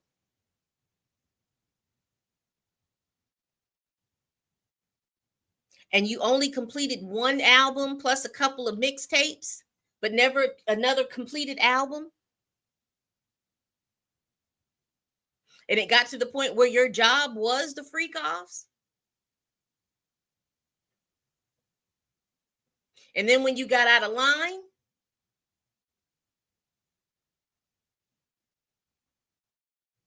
head between the washer and dryer. And then there's what Capricorn Clark told you, a moment that says everything about how he viewed Cassie: moldable, obedient, owned. Moldable, obedient, owned. So if I have young ladies watching this, this is why when we tell you all, us older women, about dating men that are our age, this is what they see.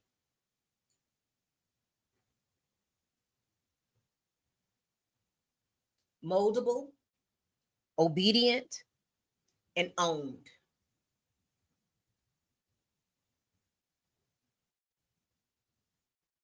It's not about being better, or it's about you being moldable, obedient, and owned. She came over. He told her, sit down, stand up, turn around, walk, grab that, hand me that, walk back, turn around, go to the other room. And she did all of that because, like Jane, she didn't feel like she had a choice. Before I take you through the darkest parts of what Cassandra Ventura endured, let's be clear on how it began. He didn't just date her, he dominated her. He made her dependent on him emotionally, financially, and professionally. He kept her occupied with busy work, recording songs no one would ever hear, kept her chasing approval, chasing a dream he held in his hand like a leash. And the violence, it wasn't hidden, it wasn't a secret, it was open, loud, brutal, and seen.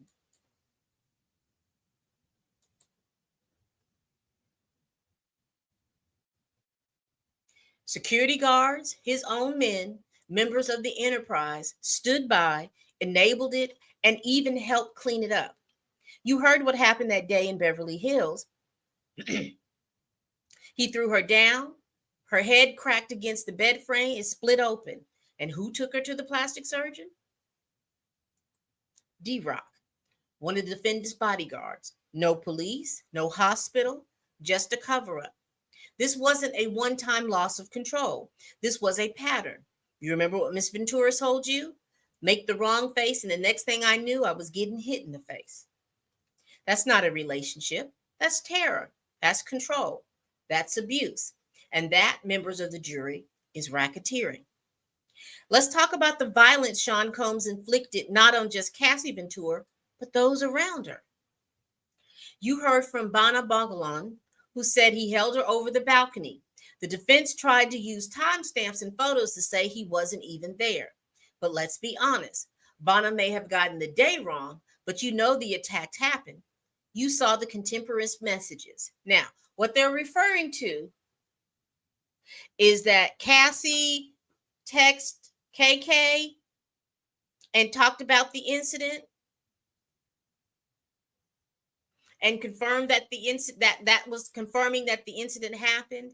But the defense they got their big one in about the timestamps, because she was saying that it happened sometime in September, and at the time that she said the timestamp that it happened, he was doing a bad boy tour.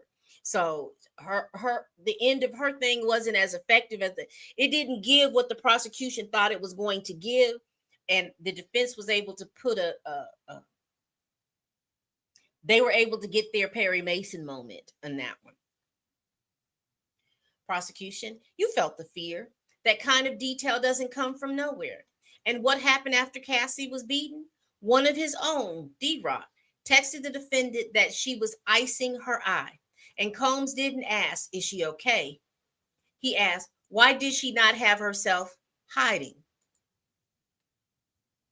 That's not a concern. That's a cover-up. That's coordination. That's how the enterprise works. And see, the prosecution sounds really good about making sure that they understand what this enterprise is, what they're talking about. He has some sexual predilections.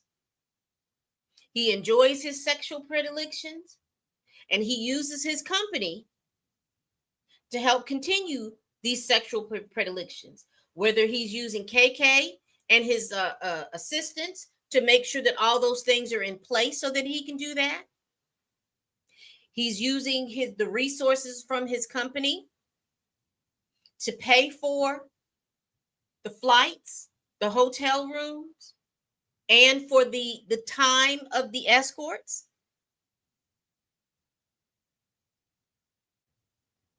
He's using manipulation and violence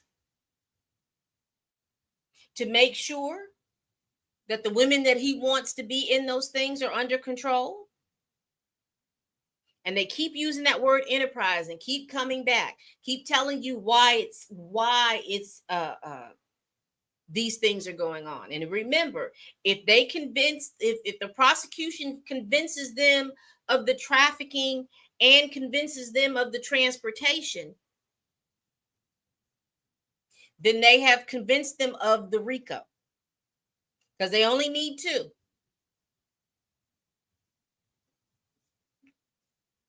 D-Rock wasn't just security, he was surveillance. He was in control. He was responsible for making sure Cassie didn't show the world the damage. Now, you remember Dawn came on and said that, he popped her and everybody saw it. She had a black eye. They were in a park one day, and she said that they all wore sunglasses in solidarity because they knew that she had a black eye. Now, you'll hear how Cassie went back. She had good moments with the defendant even after the worst ones. Why?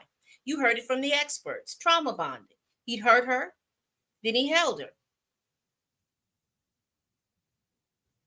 And if you have known anybody who has gone through DV, it's the same thing.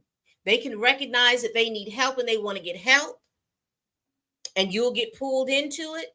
And then the next thing you know, they go right back to them.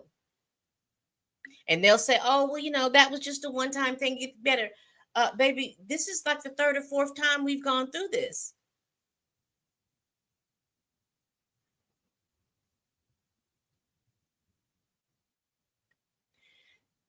That's why she stayed. And those freak offs, 9 years of degradation, of pressure, of pain. She even texted once, I love our FOs, then quickly added, when we both wanted.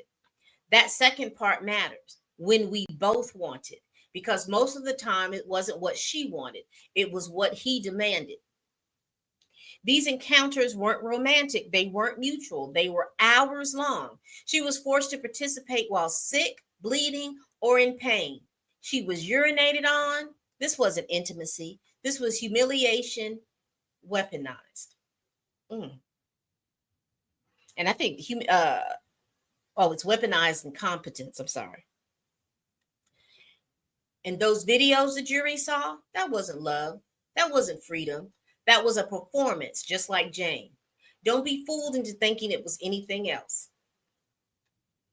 Let's walk our way to what happened. Y'all, why didn't y'all tell me that y'all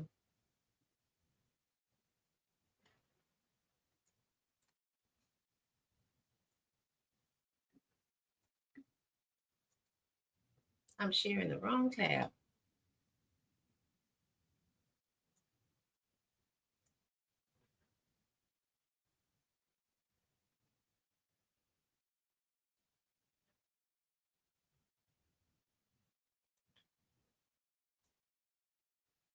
I get the love bombing Stockholm and have been educating myself on trauma terms, but the solution is like Pam says, teach the youth early how to be strong-willed with agency, boys how to be men too.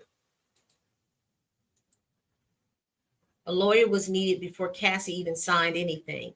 That was an unreal contract. I don't know who she had in there. She definitely needed one.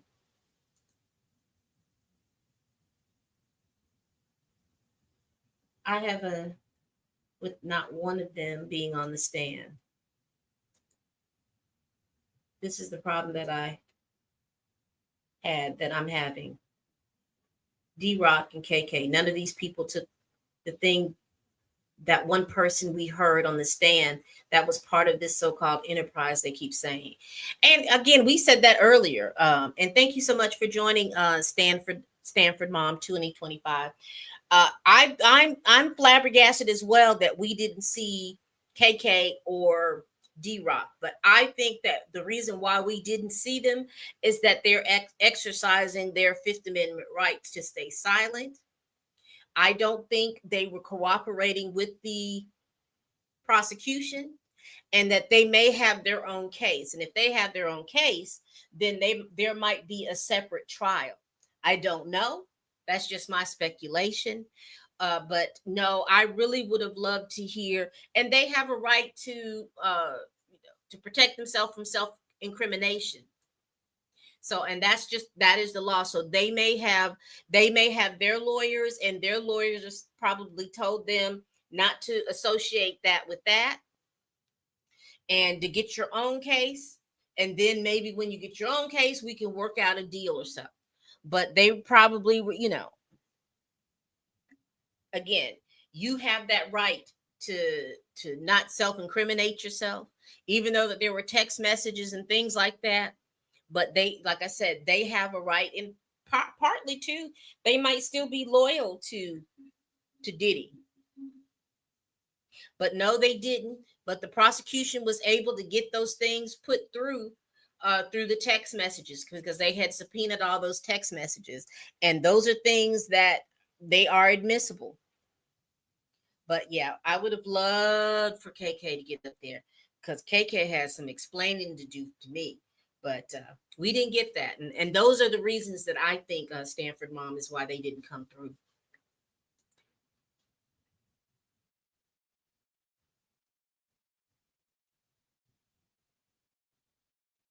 Well, that's what the prosecution is arguing. I don't like to think that none of these people was understanding. At least one of them should have been on their plane, and they put it into that's the whole thing. And that's why I think the prosecution keeps talking about this enterprise, because all of them knew, because most everyone knows that there are mood enhancers that are illegal in the country, but you're purchasing those mood enhancers. So you know that that's illegal, but you're still working with them. Because why? Because now you've had some, that's how people in gangs get you to stay. Gangs make you commit an act of either violence or whatever it is, something criminal. Because see, now they have something on you, and you will have something on them, on each one of the members. That's how they keep you in control, because it's like, if you say something, then I'm going to tell about what you did. So all of these people, from the security guards, from D-Rock and them, keeping Cassie in hotel rooms, dragging her back to get more beat downs. They knew that's battery, that's violence, and they participated in that.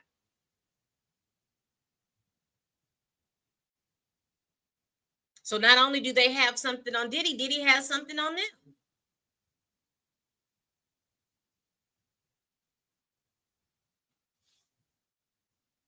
Like Mintgasm says, he ran this operation like a gang, because everybody was in. So this is the Intercontinental Hotel. This is where all this stuff happened. He goes after, let me see, I missed something. Let's walk through what happened at the Intercontinental Hotel in Los Angeles on 2016. You've seen the footage before, but today I want you to see it with a different context, with clarity. Cassie had just walked out of a freak off. She wanted out. But what does he do? Because remember, she had a premiere to go to, and she didn't want to be groggy and discombobulated while she was after this freak off. So that's why she wanted to leave, and she leaves. But what does he do? He goes after her in the hallway, in public, on camera. He assaults her. Why? The defense says it's about a phone, a simple fight, a misunderstanding. But you know better now. He wanted her to come back to the freak off, back to submission, back to control. And so, when we talk about the times that she was trying to leave, and you saw she tried with Kid Cudi, and then they're mentioning, but they didn't have Michael B. Jordan come in there. But they said that she was flirting or doing something over there with Michael B. Jordan, her efforts of trying to leave or something like that. There was always somebody watching. You remember she testified that KK would call her 50, 11 times. Then D-Rock would call her 50, 11 times. And then she was with Mia at that point. They were calling Mia 50, 11 times to try to get to Cassie, to try to get to stuff like that. She had so many people watching her. You remember Bonna testified that her and Cassie had went to several different places. And then Diddy texted or provided them a list of where they had been all throughout the day. So you know that there was some tracking. A mess. An absolute mess. Again, let's shout out P. Diddy trial updates. Jewel Mancy, y'all give her a follow, because she's been in the courtroom and she's given us all of this play by play and blow by blow. And we appreciate her for that. Y'all, I'm going to take just a 3-minute break. And I'm going to come back, but I'm not going to leave y'all. I'll leave y'all with a little bit of music.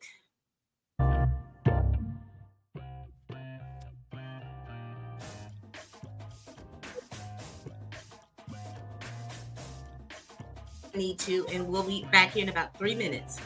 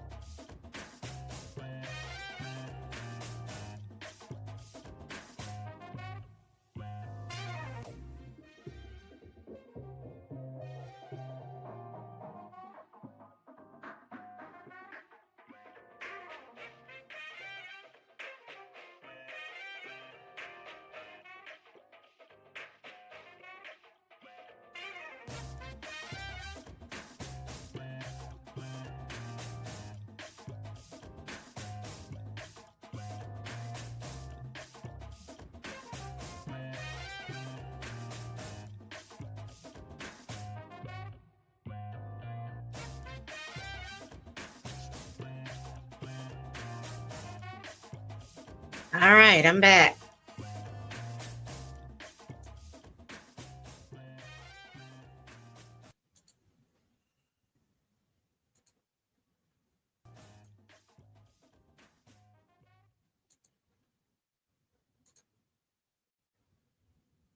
All right, let's finish this up. Where are we on time?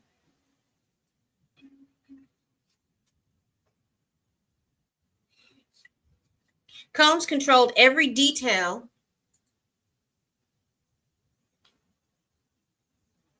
of Cassie's life, right down to her hair, her nails at the red carpet. Now, we heard that Diddy likes for you to have your toenails white and your fingernails painted white, because he liked the way they looked at skin. And we heard testimony from Cassie in regards to that. We've heard Young Jock, who is a rapper, talk about how Puffy had wanted Cassie to shave the side of her head. Excuse me. And then she shaved the height of it. So there was little rumblings in the zeitgeist about all of this kind of stuff. But to hear it now, understanding about what was going on, and other women that he's dated, if you go back and look at the pictures of any from Cassie to any of all the other women that you know that he's dated, pay attention to their fingernails and their toenails. Right down to her hair and nails at red carpet events. At the 2014 Vanity Fair party, she was told exactly how to style her hair. He blocked her career. She was denied a spot in a Common video. So I guess Common wanted her to be in his video, and he told her no. And you know, all of this stuff about the 2014 Vanity Fair party, one of the stylists, makeup artist stylist, is the one that talked about those events. He paid for her car, clothes, phone, vacations, making her utterly dependent. He extended that control to her family when he learned she was seeing Kid Cudi. He demanded $20,000 from Cassie's parents, or he released the tapes. And you remember the parents paid that money, and then they turned around and gave that money right back.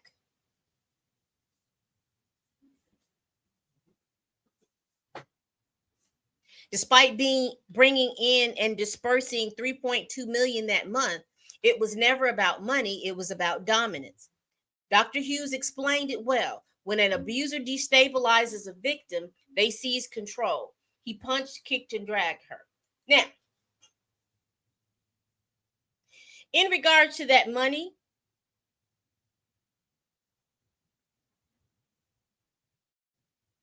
I've heard, because I think that was the one day that I did not hear that testimony, because I've heard some people say, well, it was Cassie that told her parents that he wanted or needed the $20 million.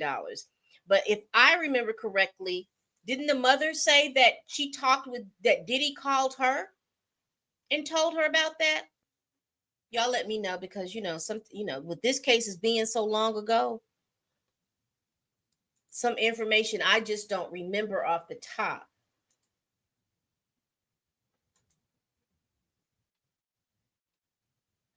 Let's see.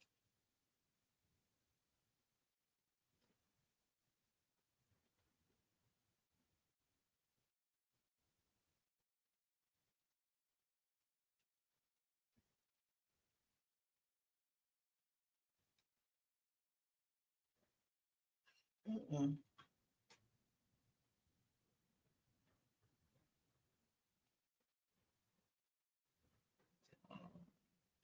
Carrie, hold on. David James, Agent Gannon, Dr. Hughes, George Kaplan, Kid Cudi, Milo Morales, Capricorn Clark, Ignacio, Mia, Sylvia.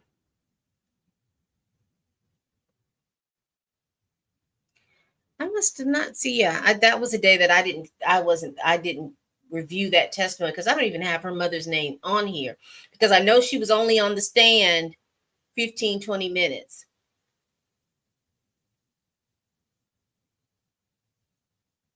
Yeah, she was one that I didn't hear. So, but let's continue. After the worst episodes, he hid her in hotel rooms to recover out of sight. Photos and videos confirm it. And D-Rock, Rube, Polly, all of them knew. He assaulted her at a Prince party until security stepped in. Friends, Mia, and Myra Morales described dissimilar abuses. Man, y'all, if Prince was still here and then Prince would have taken the stand, oocha. He threatened her with the X tapes and at the house, and attacked her again in Jamaica. You remember, because her friend Carrie talked about that he had popped her so hard she hit her head and she thought she had been pruned from the timeline. And then the girl got up she woke up and she took off running, and her and Diddy took off on little scooter bikes or whatever to try to look for her. And she found Cassie and they ended up hiding in a ditch. in Las Vegas, where she was curled up under a toilet when he beat her so badly that even D-Rock was moved to tears.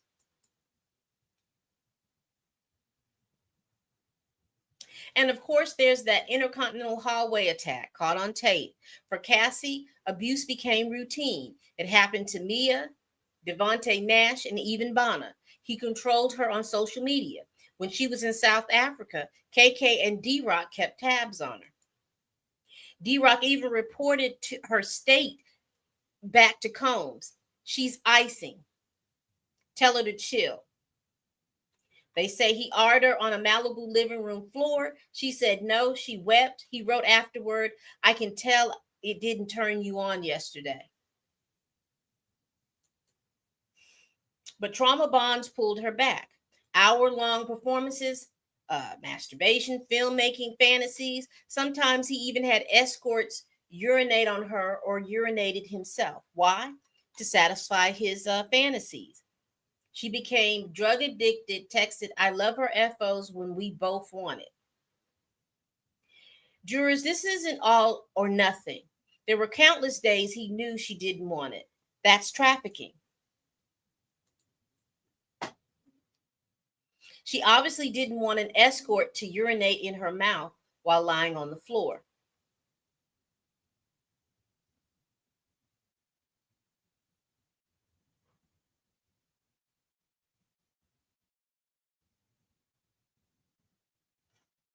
Now look at the videos. No weapons, just her performing. While he moved, the camera sometimes focused on the escorts.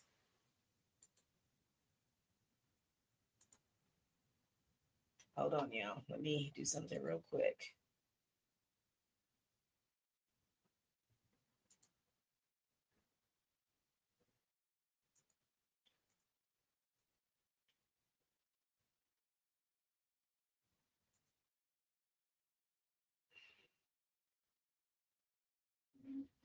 Now look at the videos.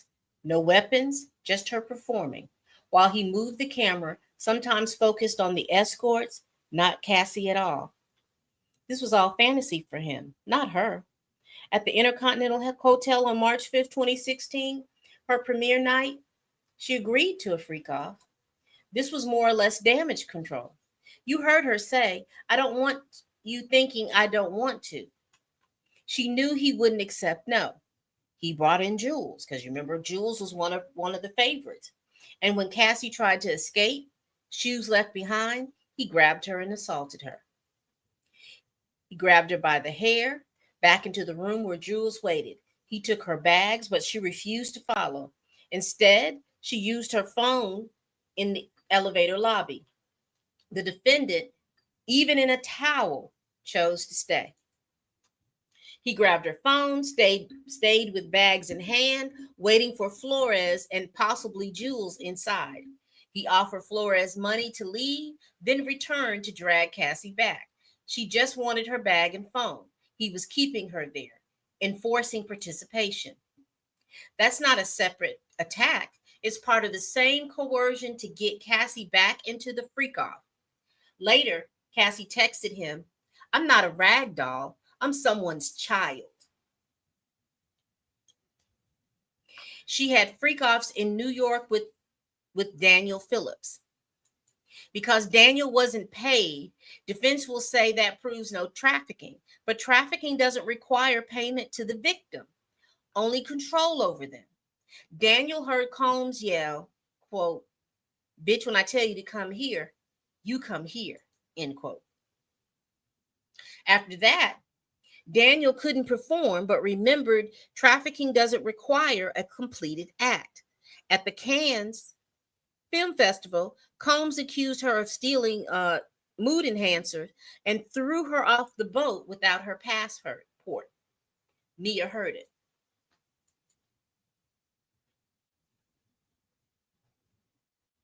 They flew back to New York, and he showed her freak off videos on board.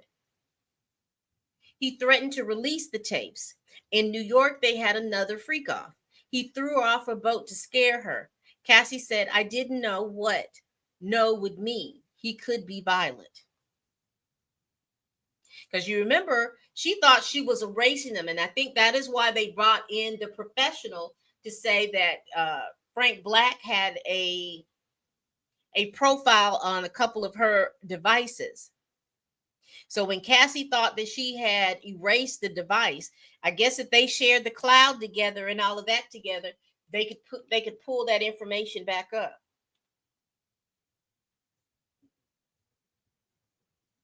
The defense says Cassie chose to stay, but put yourself in her place. This was force, leverage. There were drugs, dissociatives, and numbing agents to dull her pain. Yes, some messages sound consensual.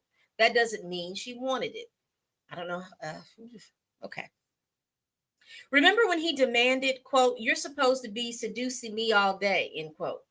That was his fantasy, not Cassie's. She told him she didn't want to do freak offs. Even on her 29th birthday, Deontay told you she left her own party for one. If he wanted it, it was going to happen. She had no real freedom, and she didn't have the freedom to make the voluntary adult choices. So let's go back to count one. Those freak offs, Combs didn't act alone. KK, D-Rock, Fahim, they enabled it. Remember, count one is the racketeering count. KK arranged for Clayton Howard to enter her room. Jonathan Perez viewed videos and showed KK. Fahim supplied drugs during the sessions. On February 18, 2024, after Jane complained to KK still sent supplies for the Wild King Nights, aka the freak-offs. D-Rock iced Cassie's black eye. He knew exactly what was happening. The idea that they didn't know, that's absurd. David James, Deontay Nash, Jonathan Perez, they all saw strangers in Combs' home. They saw Jane with escorts while Combs watched.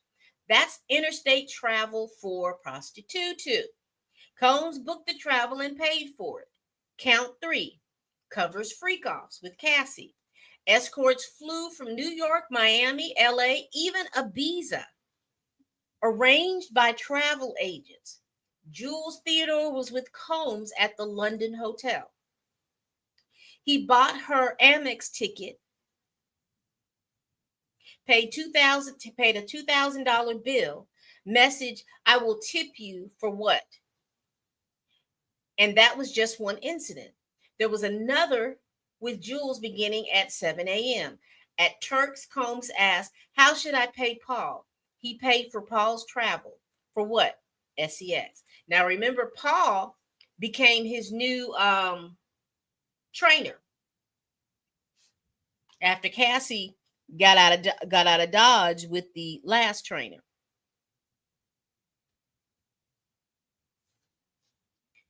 These aren't one-off events. These are racketeering events. Travel, payment, coercion, organization. The law doesn't require that everyone fully consents. The fact remains, he orchestrated this. Sean Combs is guilty. They say, let's talk about Reggie. He flew in from Vegas to LA for one reason, SEX with Jane. Jane sent him $1,100 via Cash App. Here's the hotel folio. $4,000 in damage, bodily fluids on the floor. It couldn't be clearer. And remember, they brought in those hotel managers and whatnot to bring in the bills. And the bills were paid by Combs Enterprise or Combs Enterprises. Every time Christina Cormer arranged travel for these Wild King nights, she helped facilitate a crime. Maybe she didn't like it, but she did it. She set up Wild King travels to Vegas. You heard it straight from Combs. The wildest Wild King night is in Vegas, his own words. KK knew exactly what was going on. She wasn't just booking rooms. She was inducing travel for prostitute too. That's a crime. That's racketeering. Here's an audio message Combs sent KK asking to, quote, hunt for the sexiest, most unapologetic Wild Kingdom sex rooms in Vegas, end quote. This wasn't just a phrase. Wild King nights meant SEX with escorts. She helped book Cabral's travel. She got the cash. She made the plans. She knew the game. And each time she did it, it became another racketeering act. And plus we still can't get over the visuals of there was a picture that was released earlier this week of when they raided one of the homes. I want to say it was the home in Los Angeles. And there was a picture where there was just cases upon cases upon cases of Astroguard. There was cases and drawers and things just full of baby oil. So you just don't buy things like that in bulk like that. So you know that it had to be. It's not illegal, because I know a lot of y'all want to come for me and say it's not illegal to have those things. It's not. But it's not normal to have cases upon cases upon cases, and you don't work in the PORN business.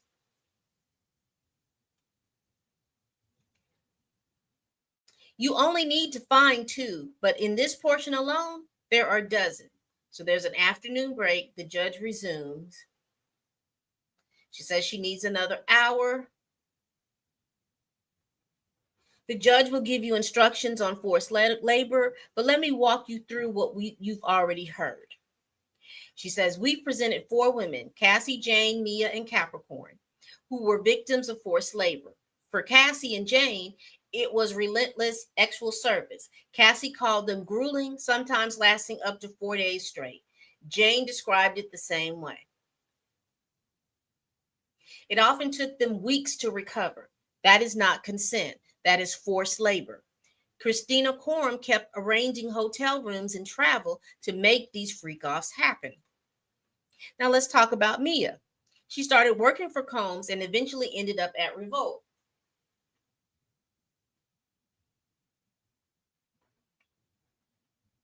At one point, she went 5 days without sleep. She described multiple assaults of Combs, putting his hands up her dress, forcing her his way in the bedroom, and penetrating her.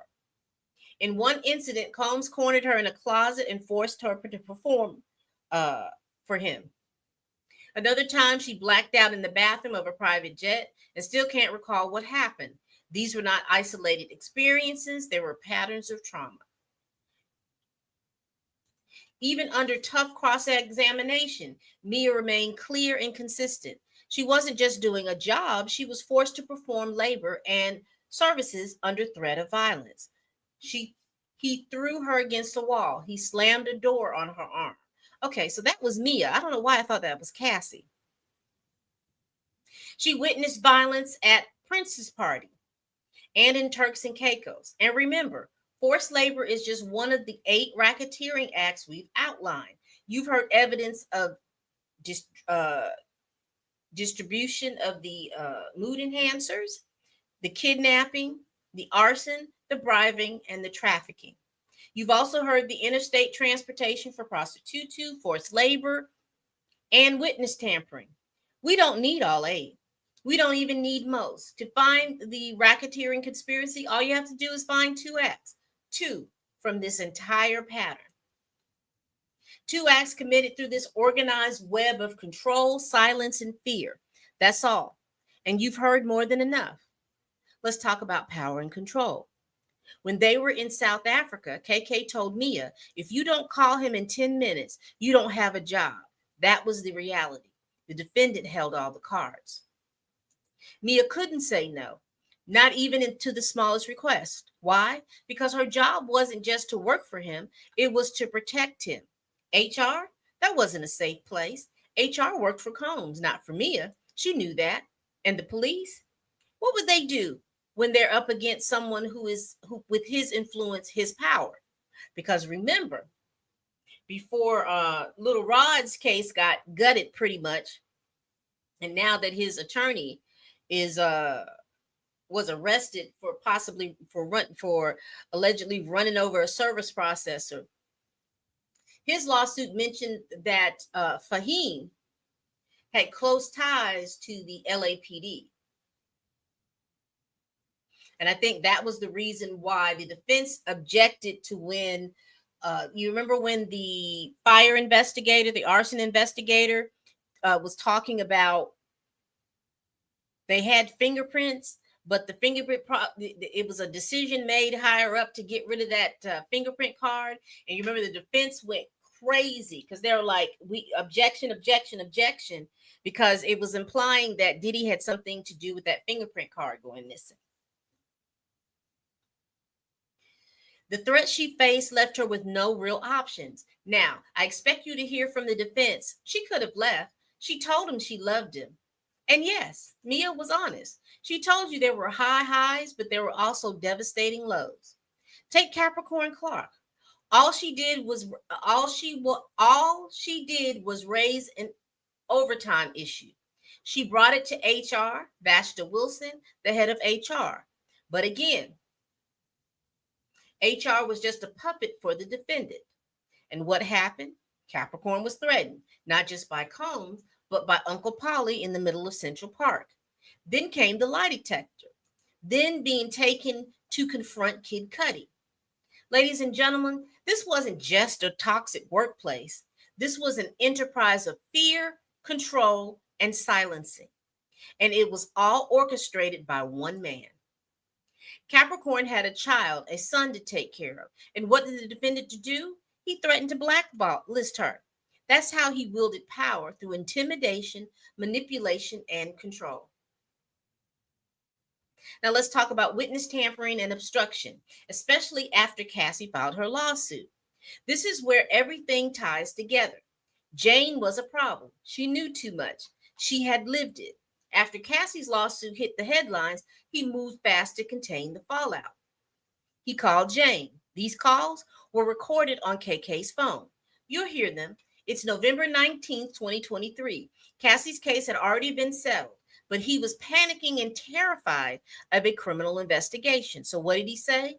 What can I do to make you feel better? Combs knew not to say too much. I can't be speaking on the phone, he says. And then he starts rewriting history right there while recording. He tells Jane, we just did some kinky shit I thought we both enjoyed. He's trying to gaslight her, to rewrite her trauma as fantasy. She already told him, you gaslit me. And in the background, you hear the scratching of a Sharpie. He's taking notes, planning, plotting, trying to shape Jane's words. What? Let me wait a minute. To rewrite her trauma as fantasy. And in the background, you hear the scratching of a Sharpie. He's taking notes, planning, plotting, trying to shape Jane's words.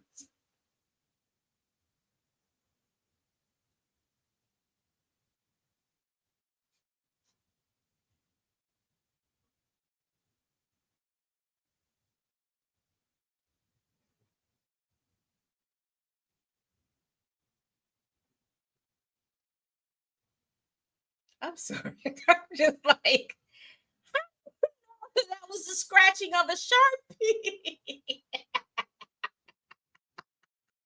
Okay. I'm sorry. That just threw me. I just would have never heard anybody say no mess like that.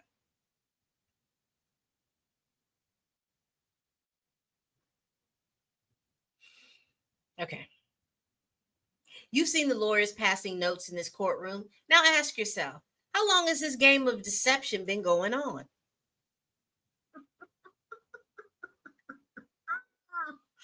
After that, Combs had D-Rock reach out to Mia, asking her to say something that wasn't true. You remember how Mia responded? She witnessed him slam Cassie's head onto a surface. D-Rock had seen it too. Yet here he was, asking Mia to go along with a lie. And as the federal investigation intensified, the pressure on Mia didn't stop. D-Rock called her 5 times in a row. That wasn't a coincidence. That was a strategy. Look at the chart Miss Sankar showed you. It connects the dots. Dang, see, this is why I wish we had, I wanted to see the exhibits. The way the defendant treated Mia, that wasn't just manipulation. That was witness tampering. It was obstruction. Let's not forget the intercontinental assault video, the one everyone saw. Combs tried to bury that too. That's bribery. That's obstruction. For years, Combs has gone to great lengths to hide his crimes, but when the truth started spilling out, he didn't turn inward in reflection. He turned to his inner circle, desperate to silence the people who could bring him down. Listen to the call. In 2023, Combs told a tearful Jane, "I just needed to tell you that I need your friendship." It wasn't a show of concern, it was manipulation. She had just read Cassie's lawsuit. She saw the mirror of her own trauma, and he knew it. Combs wasn't apologizing, he was gaslighting. Combs knew Jane had just read Cassie's lawsuit and saw the haunting similarities. His message wasn't about healing, it was about control. He was rewriting the past, not making amends. Cassie's lawsuit was filed and quietly settled. Mia received a call from D-Rock. He downplayed the abuse, saying that they fought like any other couple. He sounded nervous. She didn't return Combs' call. Later, D-Rock offered to send her something. She refused. Combs is guilty. For years, he got away with it, not because it wasn't happening, but because of who he was. His wealth, his fame, his influence, they shielded him. But that shield could not last forever. Not in this courtroom, not anymore. It's time to hold him accountable. It's time to find him guilty. It's time for justice. Crime after crime, year after year. Not the word for word, bar for bar reference. Combs kept going because he had the power to bury the truth, but it ends now. So she rested after 5 hours. So tomorrow we're going to have Mark Agnafilo get on and talk. So that was a lot. That was a lot. Shout out again to P. Diddy trial updates. I think that was so concise. I didn't even go to anybody else with our notes. She gave us a lot of information that we can definitely do. So what are y'all thinking? So here's the question that I'm asking you all in the chat. From what we've gone over, what was read, do you think that the prosecution pulled their case together? And my first question is, do you believe that he is guilty of RICO? Now understand that RICO requires you to these are the RICO charges right here: kidnapping, arson, bribery, obstruction of justice, forced labor, trafficking, transportation for prostitution, and the drug trafficking. So put a 1 in the chat if you believe that the prosecution did a good job of presenting the RICO.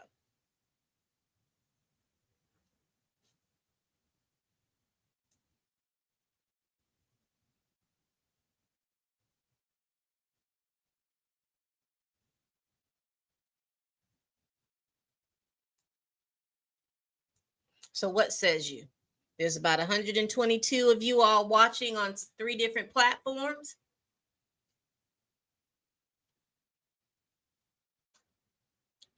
Put a 1 in the chat if you believe that the prosecution proved their RICO. So I see a couple of 1s. Child, he gaslighted her all day.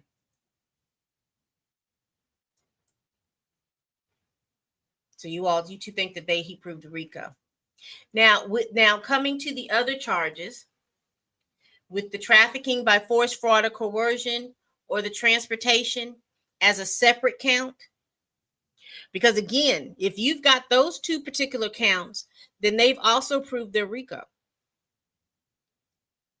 What did you all think of the prosecution's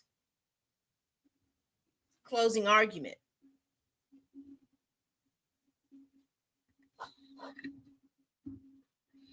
Again, I would have loved to be in the courtroom, but again, shout out to P. Diddy trial update. They did a good job transcribing what was going on in the courtroom. So we will see. Tomorrow, Agnafilo is going to get up there and he is going to put on his case.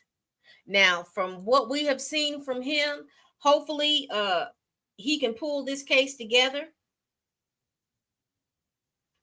Now, it's my understanding he is the one that's going to do the closing argument. I definitely hope he doesn't bore us to death. I hope he does a really good job of pulling it together, because again, there's a couple of things that he has working for him. He can go over that the whole testimony from Bonna. He can say that, she's not even clear about the dates or anything. So can we believe that these things even happened?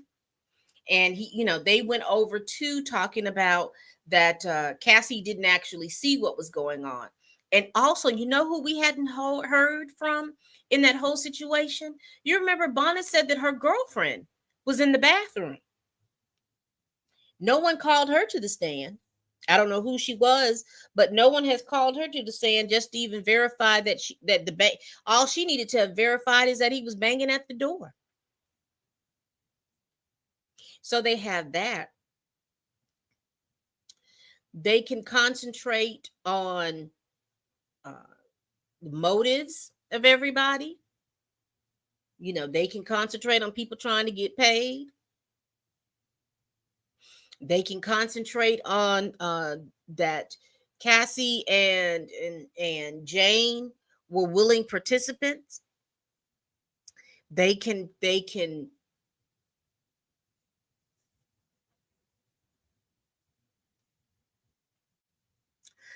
discuss the jobs and all this other stuff, accounts where the money was coming from and all that other stuff.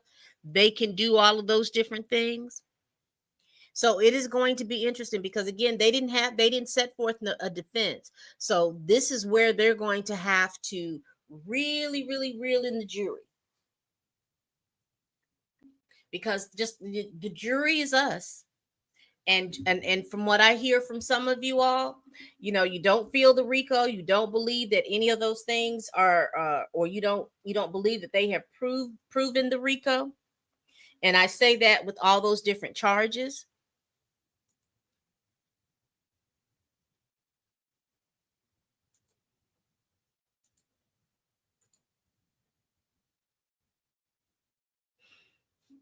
Now, they had the evidence in, I believe, the kidnapping that they have with the Capricorn Clark. But I don't know about the arson. I don't know about the arson. I don't know about that one. I know it'll go down forever in mythos, but I don't know if they have that one. The witness tampering. Now, the only thing about the witness tampering is I'm misconstrued. So, are they saying? Did they ever say when they started their investigation?